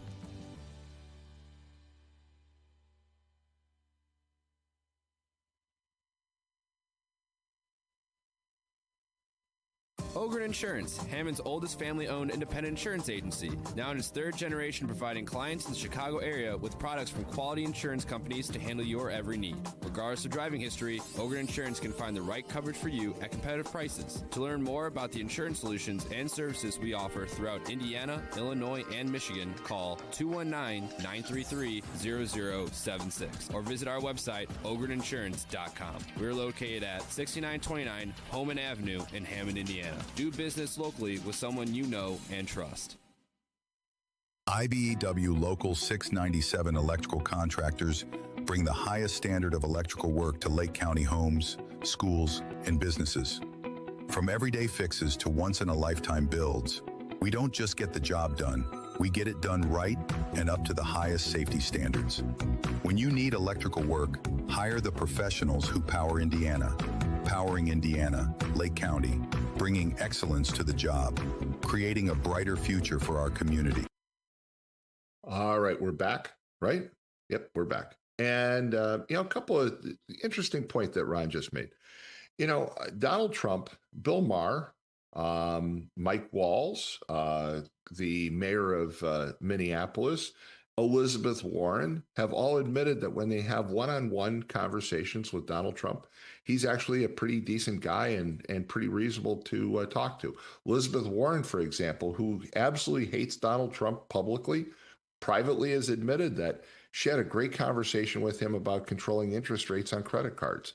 So, part of it is we get fed this narrative from the legacy media, and we shouldn't believe it. And I think that's part of the reason why we're in the mess that we're in. 845-1100 is the number to call, and we have callers, so we'll go right to the callers. Good morning, you're on the air. Hey, just so you know, the camera looks like it's still not working. Your head is still in the picture. Well, what do you want? You want me to duck out of the picture completely? I can do that. Why don't you put a picture of like Lonnie Anderson in there instead of you? That might help the cause. All right. You know what? I just saw a rerun on Sunday of Charlie's Angels from the first season when Farrah Fawcett was still on. So maybe I should put them. Anyway, what's on your mind? You still got that poster in the garage for the pool, don't you? Yeah, I sure do. The old Farrah Fawcett poster, right?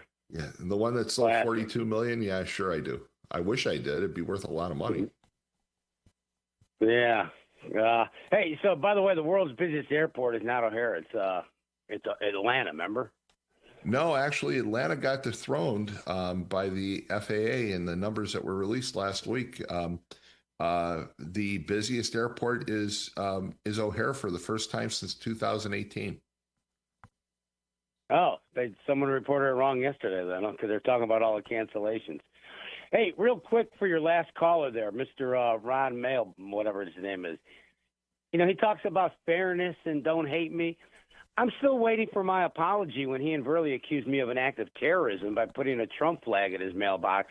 And they had videotape of it, and yet they've never shown it. They've never brought it to – they said they called the FBI, the CIA, the MIA, the BIA. Hey, Ron, when you going to call and apologize? Yeah. You know what? I'll take you up on that the next time he calls. I'll ask him about that. Okay. But life is too short. And that Democrats had to remember anything. Don't worry about it. Mad Mac, life is too short to hold a grudge against anybody. And I think there's times where you and Ron Matlock have agreed on some things. For example, you both reached out to try and help Trucker Mike last year. So you know what? There are some good moments. That's got nothing to do with anything. That just comes by the grace of God. But hey, first of all, Holcomb, not that great of a governor, because when you stand up before the public and you go, you know what, I'm going to follow the lead of Governor Pritzker in Illinois, right then and there, I'm like, this guy must have lost his mind. But wait a minute. He was an average guy at best. But here's my point. Everybody's giving him a pass like he had nothing to do with this. He's the guy that created the mess that we're in. How so? A lot of people, again, everybody wants to jump on the bandwagon right now and blame Mike Braun for the utility rates, but it was Eric Holcomb who largely allowed these rates to go into effect. There's a lag time on those approvals, and you know that, and I know that.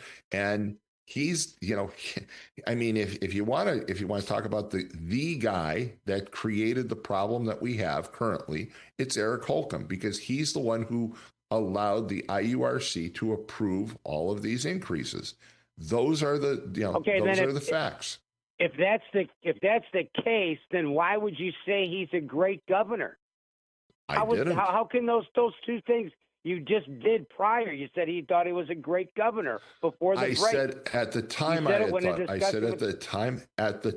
I had thought that he was a really great governor, but I found out since that I was wrong. That's what I said. I admitted I was wrong. Yeah, I mean, there's not at any time I thought that guy was a great governor. But anyway, hey, regarding the videotape of this guy in Minnesota, the nurse, the alleged Mr. Peaceful nurse. Well, it came out yesterday that it turns out about 9 or 10 days ago, little Miss Nursey was running up against the ICE people, the ICE officers in Minnesota. And he got so entangled with them, he broke a rib. Now, he wasn't standing there peacefully protesting. I haven't seen one videotape ever of a guy from law enforcement simply walking up on the curb, grabbing a protester, and giving him a tune-up. No, Hasn't happened. but hold on, It but hold doesn't on a exist. second. Let's talk about the New York Times video, because you and I both saw it. So let's talk about what I just said, which this guy has a reputation of being some badass protester, getting it down with these people. He causes trouble, and he's looking for action. Okay, and I'm not going to say that he's some saint by any means.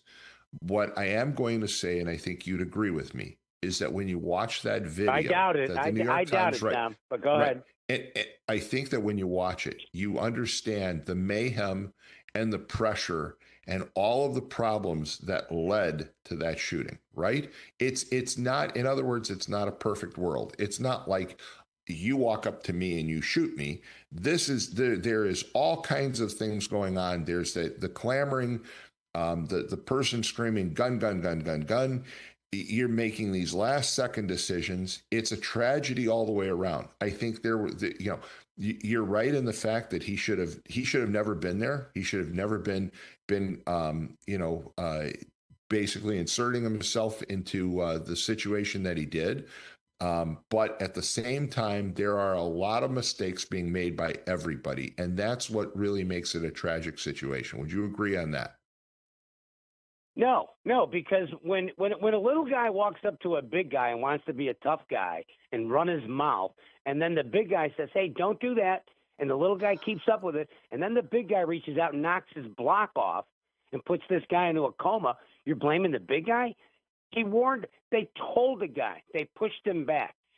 You didn't mention Mike, on the video, Mike, Tom. wait a minute, Mike. You just brought up an interesting analogy, because I am a big guy. I'm 6'9". I didn't finish my sentence, so I'm not sure what analogy. I'm 200. Okay. I'm 290 pounds, and the number of people over the years who have tried to basically pick a fight with me is amazing. It's amazing. People, there's always this idea you're going to take on the biggest guy. And look, back in the day, I'm old now, but I could certainly handle myself.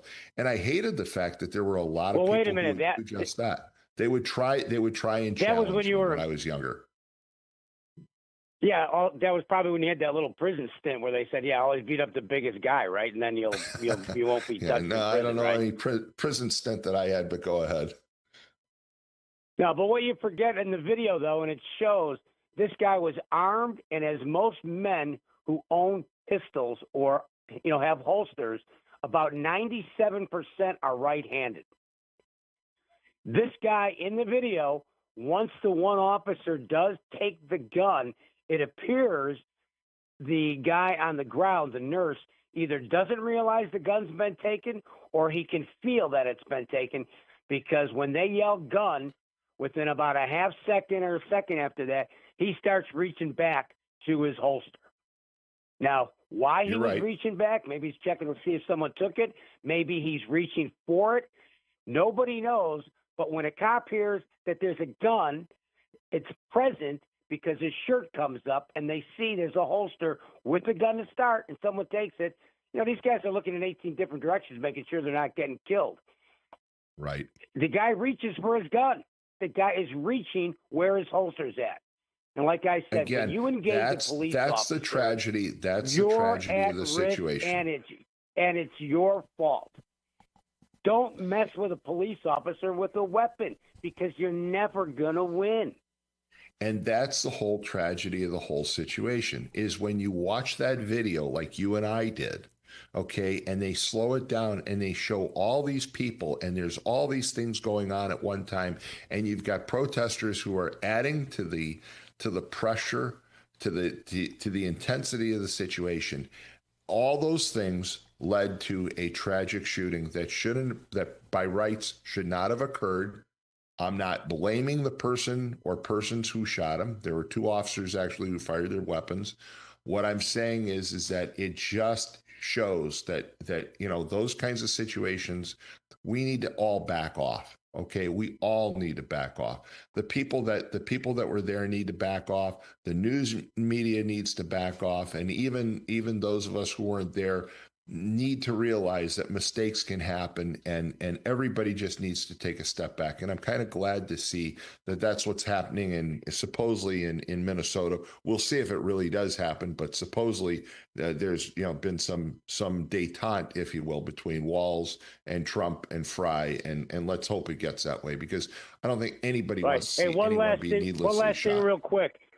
Yes. Look at the article on that's on the internet regarding what's called the Signal app. It's a very highly what do you call it? Not secret app. Very encrypted, so that you can speak to people and say anything you want, and allegedly no one can get it. Well, it turns out they've got the audio tape of the Signal app, where 4 people who are publicly paid officials in the state of Minnesota, one who happens to be the lieutenant governor, the second in charge of the state, is on a Signal app with another woman who's the head of education, another person who's like a city council person, and a fourth person, I can't recall who it was, and they're with the protesters. This is a protester Signal app origination. How to fund it, where to go, where to head off the police and the ICE people, and they're all working against the federal government, trying to get these criminals out of our country. Again, this is part of the tragedy, and I agree with you, and I'm glad that you brought it up, because there's no. It's part of the tragedy. Their strategy. It's also part of the tragedy because those people are sitting back. Those people are sitting back, and they're ginning up the base, and they're causing people to go out there and put their lives on the line. And those individuals are sitting back and basically reaping the results. And that's part of the tragedy. I agree with you. That lieutenant governor should be charged with interfering in federal law enforcement. What she did was totally wrong, and I'm glad that you brought it up, because it's totally wrong what she did. I agree. I'm out. Take another call. All right. Take care. 845-1100. Let's take another call, and then we're going to go to another break. Good morning. You're on the air. Good morning, Tom. How are you? Good. How are you? Good. When you get a chance, pick up the January issue of Harper Magazine. They have an excellent article titled Power Brokers, What's Really Behind Your Soaring Utility Bills. It's about 8 pages long. It really goes into detail of what's going on all over the country. And that's Harper's? That's Harper's Magazine? Harper's. Yes, the January issue. I'm taking some notes right now, so continue on. I just got my NIPSCO bill yesterday, and I used $54 worth of gas, and the delivery charges were about $106. So the easiest thing to do, I think, as far as legislative movement would be to say you cannot have a delivery charge that exceeds the energy usage. That would be the easiest thing to do, because that would have knocked this bill down by $50-some. I mean, it's ridiculous. Yeah, I agree with you. I think that's a great solution.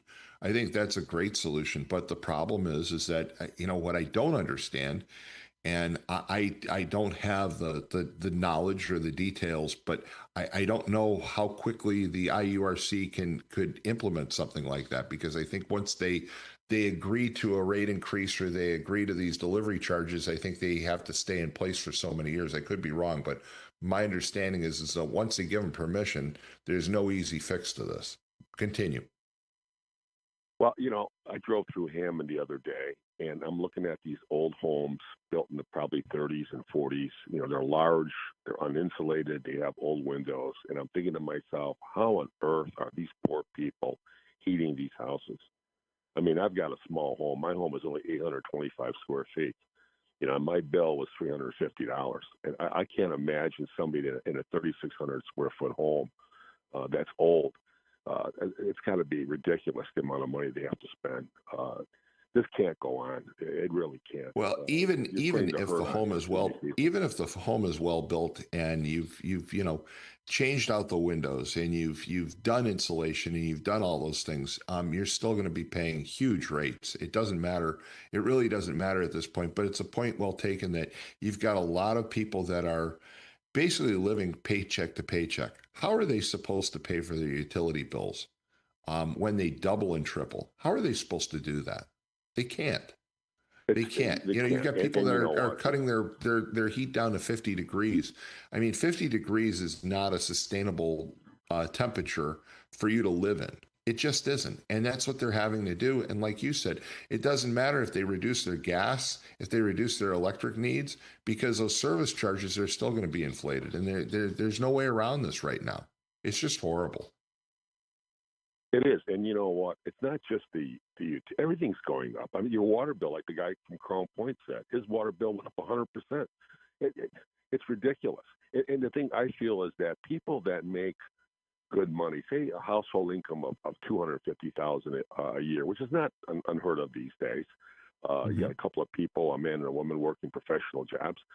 I think they forget that there's people that don't make that kind of money. And they don't realize. You're right about that. You're right about that. But real fast, let me just give a station identification. You're listening to WJOB 1230 AM on 104.7 FM in Hammond, Indiana. I'm sorry, I had to do that. We're at the top of the hour. So listen, pick up that Harper's Magazine. I think you'll enjoy it. I appreciate that, and I'm going to, because you're right though. How are people supposed to afford utilities that again have skyrocketed, and they're already living paycheck to paycheck? How are they going to do that? And they can't afford making the improvements to their homes that might reduce their use of gas and electric. But with those service charges, what difference is it going to make? Because the service charge is still going to be inflated. It's just problematic, no doubt about it. Thank you so much for the call. Thanks, Tom. Let's move on to one more call, and then we'll take a break.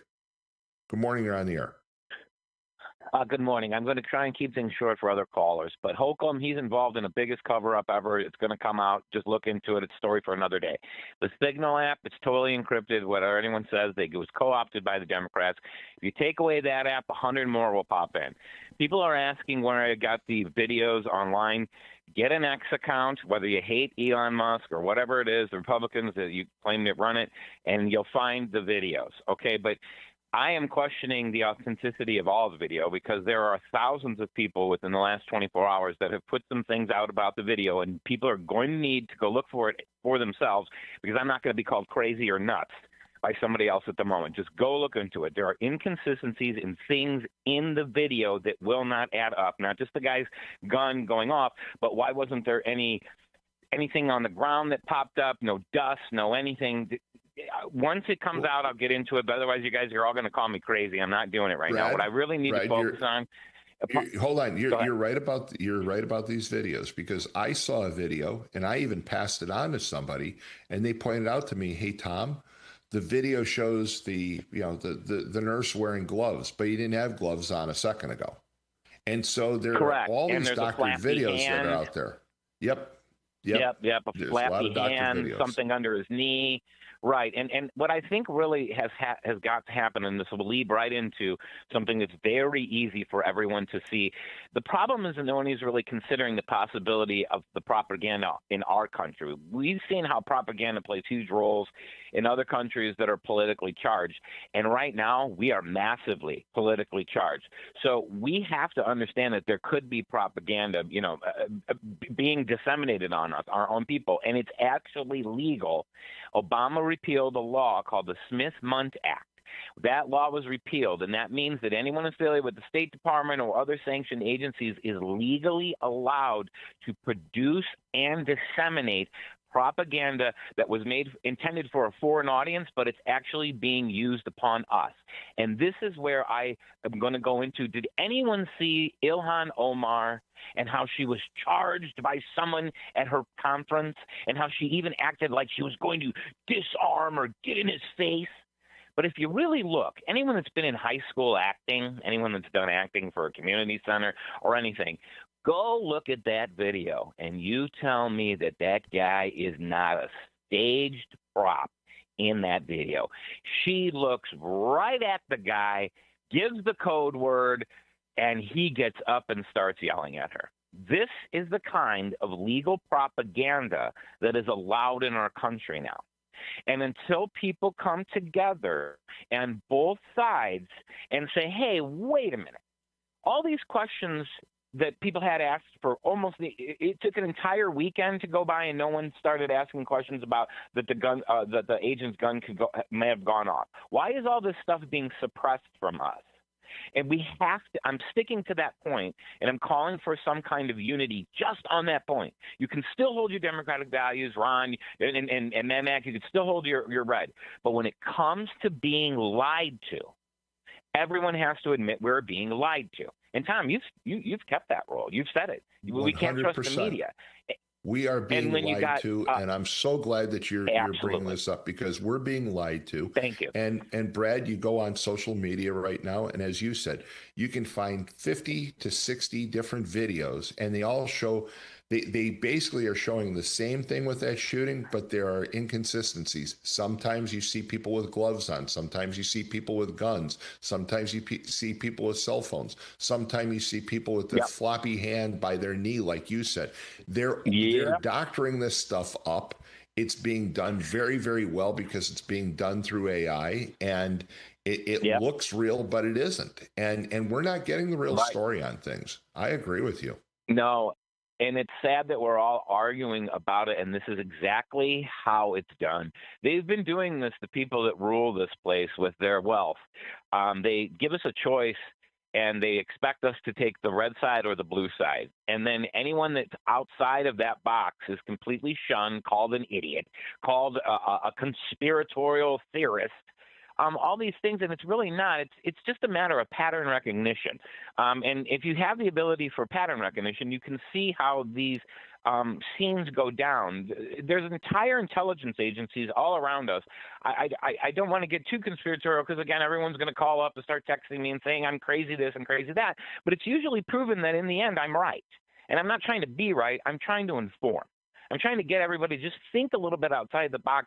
And it just seems that this is really one of the only days that we can do this on Wednesdays and Mondays because everyone else is so closed-minded and never really addresses. Like, you're the first one to say to me, I'm glad you're addressing the fact that we're being propagandized because it doesn't seem like anyone wants to admit we are. And this is like ground zero for being able to propagandize people now. So I don't know. I just think that it needs to be brought out, and I appreciate everything you're doing. Hey, thanks so much for the call. All right, why don't we take a quick break? Why don't we take a quick break?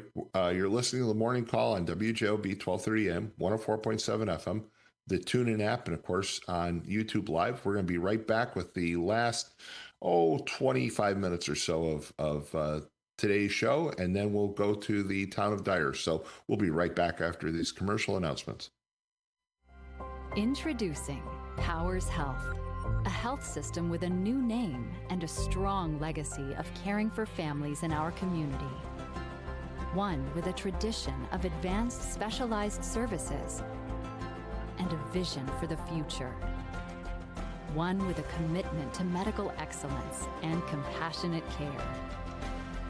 Everything we do, everything we believe, powers health. Do you want to get a vaccine, but it's difficult to get to your healthcare provider? Call the folks at Right Care Pharmacy. They'll come to your home, discuss your vaccination status with you, and administer the appropriate vaccine with expertise. They offer vaccines for flu, shingles, pneumonia, hepatitis A and B, TDAP, RSV, and COVID. They've been serving the Lake and Porter County community for over 11 years and are fluent in Spanish. Call Right Care Pharmacy at 219-655-5028. For over 100 years, Roofers Local 26 has been keeping Northwest Indiana dry and safe. Since 1919, our highly trained members have built a reputation for skills, safety, and reliability. With a 4-year apprenticeship and certifications in OSHA safety, first aid, and CPR, we deliver quality you can trust. When you need roofing done right, choose Roofers Local 26, protecting what matters most for over a century. For more information, visit www.roofers26.com. High school basketball postseason is here, with the girls starting February 3rd and boys March 3rd. Be on every game for as low as $1,500. Sponsor local. Reach millions. Visit heartlandsportsnet.com today for more information.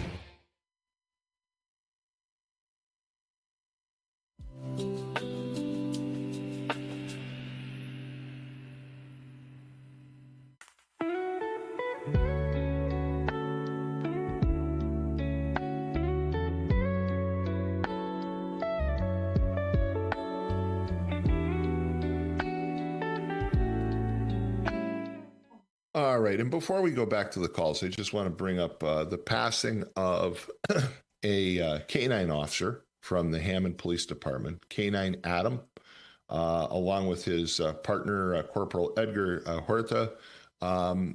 Adam actually lived just down the street from me and, was a K-9 officer, served the Hammond Police Department since 2019, and he passed away. And as you all know, I'm a big dog lover and a pet lover, and I feel for the loss. And I'll just say, K-9 officers, K-9s are just amazing what they do. The fact that they're so loyal and they'll put their life on the line for the officer that they work with, and so sorry to hear of his passing. 845-1100 is the number to call, and we've got more callers, so let's go to those callers. Good morning, you're on the air.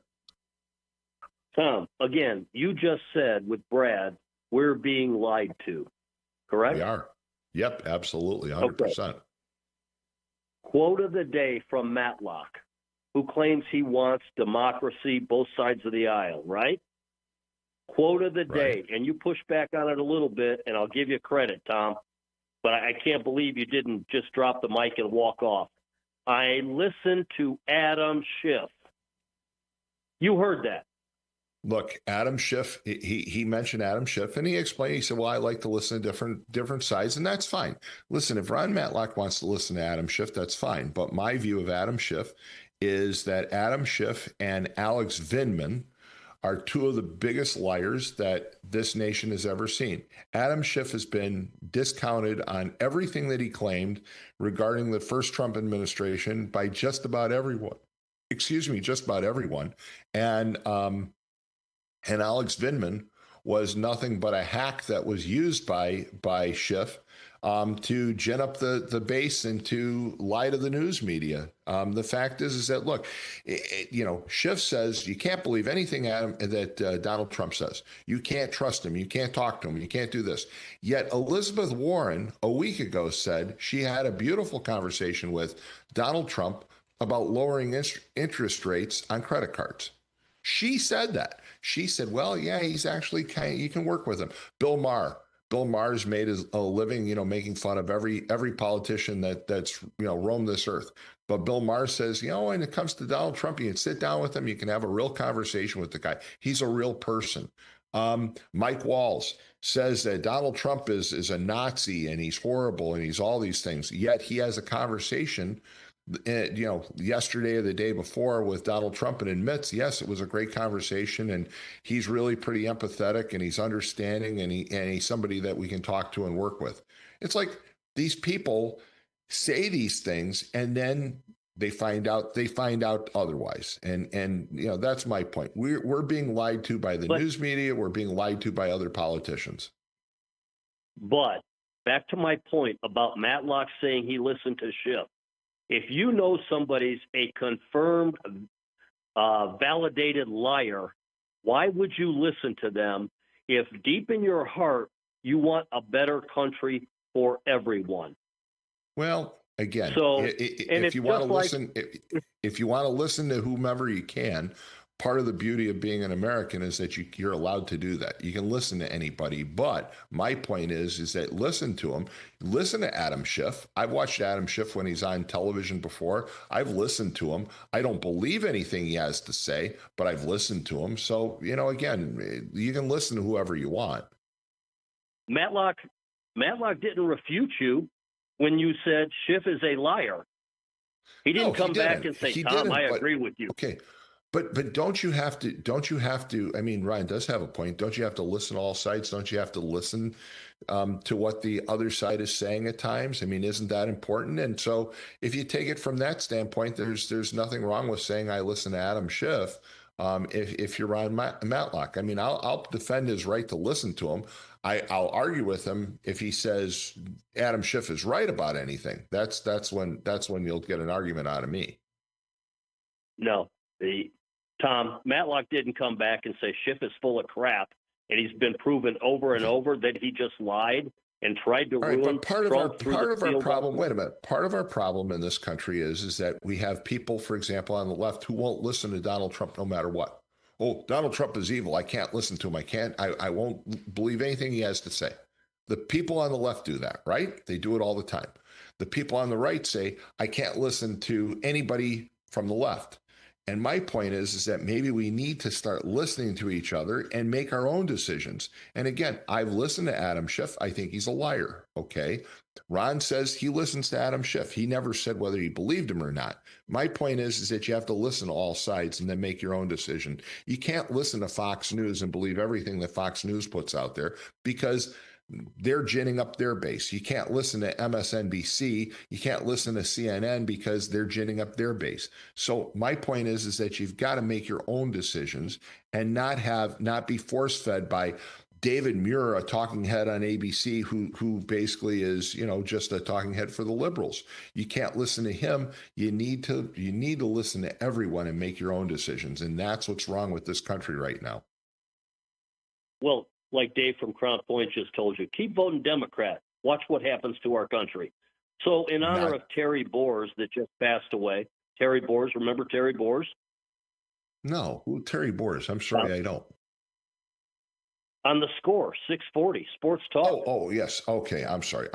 Okay, I'm sorry. I'm thinking national politicians for a minute. Sorry. No, I'm shifting to make my point with Matlock, who says he wants a better country and a better democracy. In honor of Terry Boers that just passed. Matlock, who you crapping? All right, we'll leave it at that. Thanks for the call.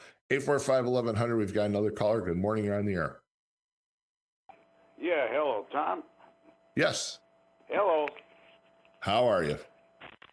Yeah, can you hear me? I can hear you just fine.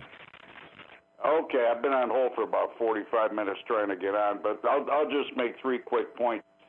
The first one, as far as lying in the media, I think it was 2014, Barack Obama under the Patriot Act went ahead and they changed the language in the Patriot Act, which allowed broadcast entities to actually lie to the American public for the benefit of the government. That's number one. Right, and Brad brought that up. Brad brought that up a few minutes ago. You're absolutely right. The law changed, and it's just criminal that it was allowed to change. And point number two, you mentioned that the state of Indiana, among other states like Florida, cooperates with ICE, and they don't give them any grief or pushback, which is why it's a lot more peaceful there. But at the same time, I think I remember Mayor McDermott and Hammond ordering no police officers on city property, and I think he actually conducted a rally, an anti-ICE rally, if I remember right. Is a good Democrat. I think he did that. Well, he did say that they couldn't use the city hall parking, and to me, I think that was kind of ridiculous. I think it was just to again appeal to certain voters. But I don't. To me, if law enforcement wants to park their car wherever they want, they can park their car wherever they want. And I didn't see the big deal about that. I wonder if that same kind of thing goes on down in other strongholds in Indiana, like Indianapolis, South Bend, or Evansville, something like that. I don't know. But the third point I wanted to make is that it seemed like nobody's mentioned all this rioting going on in Minnesota. I've heard a lot of military veterans in the media talking about how when they were deployed in places like Fallujah or Afghanistan, this is the same kind of MO they see in the insurgents in those countries. It's organized. I would contend that what's going on in our country is the communists that are actually behind this kind of thing with a lot of money coming from overseas and that also domestically are actually, this thing is organized. And when you have police officers put in a line of fire with an organized, sophisticated group that is actually doing everything in their power to cause casualties, to cause blood in the streets, to further their cause. This needs to be addressed. I don't think anybody's talking about this. Well, you brought up who's paying for this, and so there was a report that came out last night that says that some of the protesters, at least, have benefited from a individual from China, that they're tracking some of the dollars back to China. Now, think about it for a minute. I'm not saying that there's 100% proof yet, and nobody is, but if you're the Chinese and you really want to destroy the United States, this is a great way to do it. Okay, go ahead and pay for protesters to show up and protest in the streets, and then be able to point out, look at America, look at how it's decaying and falling apart, and look at what's going on. I'm sure that there are some foreign sources that are helping to pay for some of the duress that we're seeing right now on the streets of Minnesota and everywhere else. I can't believe otherwise. I saw a documentary the other night on the rise of communism in Russia back in 1917, and the documentary pretty much ran. It's the same MO as what you're seeing in our streets today. You don't need to get a majority of the people to flip a country communist. All you got to do is get a real active minority to cause enough mayhem to cause instability in the government and flip it. And when you've got a Democratic Party that's really heavily leaning toward Marxism, it doesn't take a whole lot to actually. They're already talking about cutting off funding to ICE. They're talking about impeaching Donald Trump. Some of them are even talking about some of them are actually talking about violence. And you're right. For the American people, wake up to what's going on here. Well, you're right about what you said. If you look back at the Russian Revolution, it wasn't the majority of people that rose up. It was just a loud minority that rose up and created the communist state that resulted. So, I mean, you're right about that. You don't have to have the majority of people. You just have to have a large minority of people make enough noise to create problems. You're right about all the things you said. Very good points. Well, to me, I'll just let you go real quick, but just lastly, the most frustrating thing to me in this whole thing is the inaction on the part of the Justice Department. I don't know what it's going to take to light a fire under Pam Bondi when she's going to start, rounding up some of these ringleaders and incarcerating them. I just don't understand that. All right, well, thanks for your time, Tom. All right, hey, thanks so much. 845-1100 is the number. I think we've got a couple more callers, and we're going to close out this segment of the morning call. So we got about 9 minutes left. We'll go to the next caller. Good morning. You're on the air. Good morning, Tom. How are you today? Great. How are you? I'm well. Hey, I meant to call in about an idea I had about the NIPSCO rates, but the last few callers, Brad and the last one, made me think, and I sent you a video of. I just got it. Yes. Promethean Action. This is a couple of researchers who've been following color revolutions around the world and who's sponsoring them. And it turns out that a Minnesota state official is a former USAID activist in all the countries that have had color revolutions in the last 20 years. And now she just happens to be in Minnesota. Isn't that coincidental? Again, I don't think it's coincidental at all. I think that's the problem, Mont, is that everybody likes to make it right. They like to make it look like it's coincidental, and it's planned. Yeah. I agree with you. And so the problem is, and she is actually called herself out, she went up in front of one of those, egotistical, press conferences and started talking about her background and stuff like that. So she basically outed herself. And that's what's going on. This is a color revolution being funded by foreign sources for, what you just described in the last call. They really do want to tear down this government. Mm-hmm. They do. And the greatest way to do it, the best way to do it is you're not going to take on the United States militarily. Why not cause it to fall apart from within? It's take the page from the Russian Revolution, take a page from Khrushchev, who said, that America basically would defeat itself, and that's exactly what we're doing. Right, and so you've got now politicians out there like saying they're going to defund the ICE operations and this and that. So they're doing exactly what they plan to do. Although I don't think that they are as strong as they thought they were. And that's kind of gratifying. And I'm pretty optimistic that we're seeing the end of this. But you never know. So on to my NIPSCO, and I'll say it really quick. Tom, did you know that NIPSCO only holds about like maybe $10, $15 million in case of like utility bills not being paid? And if 13% of the customer base for NIPSCO decided not to pay their bills just for 1 month, that Standard & Poor's would probably downgrade NIPSCO and NiSource because they don't have the cash flow to cover something like that.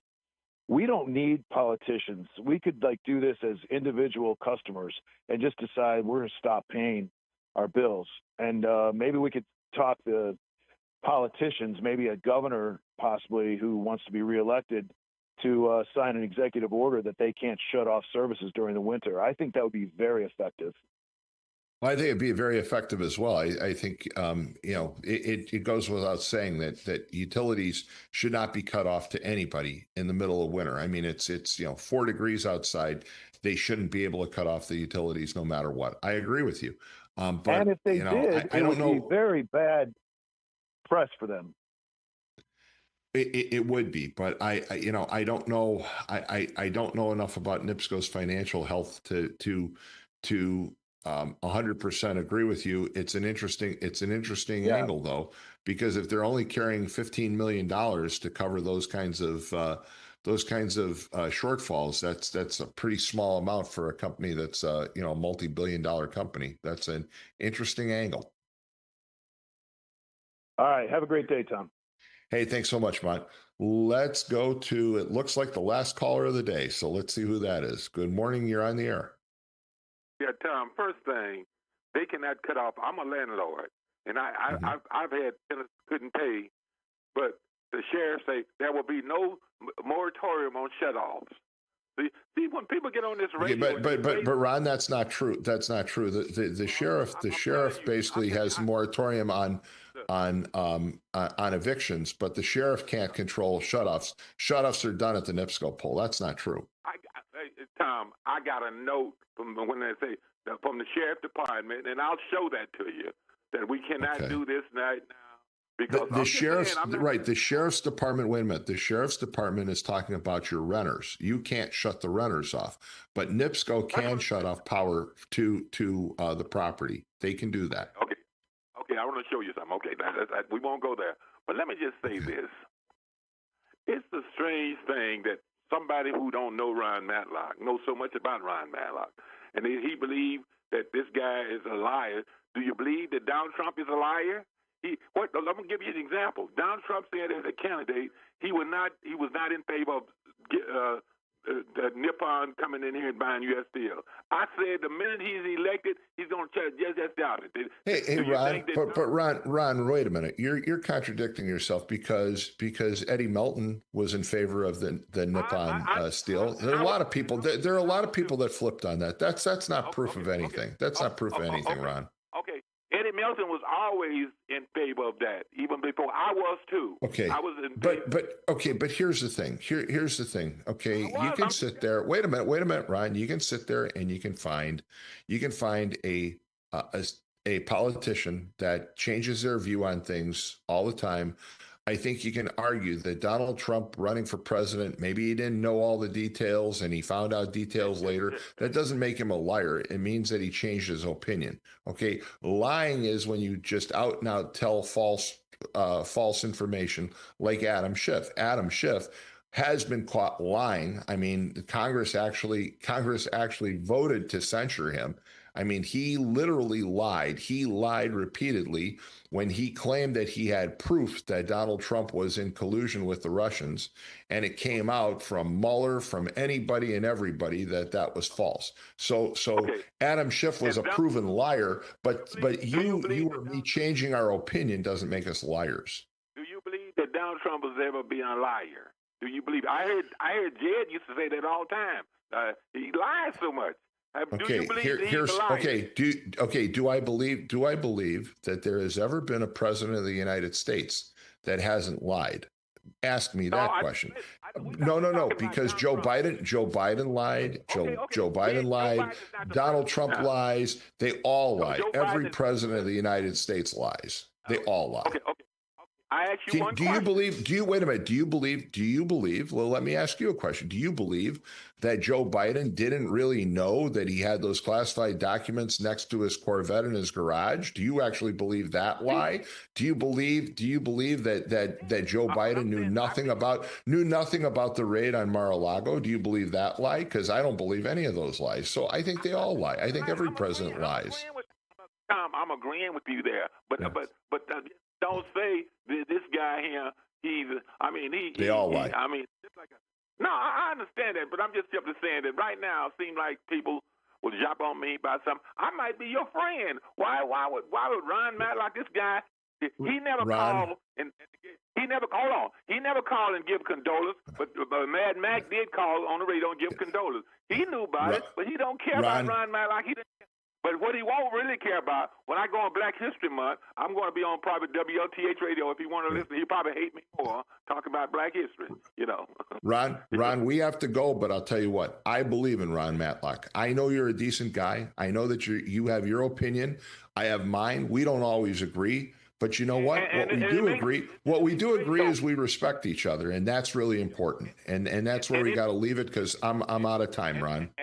And it makes radio when he called and I called. It makes radio. That's right. That's right. You have a great week. Hey, folks, I just want to say once again, it's always an honor and a pleasure to listen to all of you and talk to all of you. I'm sorry if I let a few people go on a little too long today. We'll try and make sure that we speed things up next time. But we had some technical difficulties, which maybe caused me to lose track of time. It's great to be here with you. Keep it tuned all day, all week to WJOB 1230 AM, 104.7 FM. And I look forward to seeing you all next Wednesday morning, beginning at 6 a.m. on WJOB in the morning call. Have a great week. Stay warm. Take care. Bye-bye. Becoming a truck driver doesn't have to be complicated. At Schneider, we make it easy to get your commercial driver's license and start your new career. With our CDL apprenticeship training, you'll get paid to become a truck driver in just 5 to 6 weeks and have a Schneider driving job waiting for you when you've completed the program. Plus, during training, Schneider will provide transportation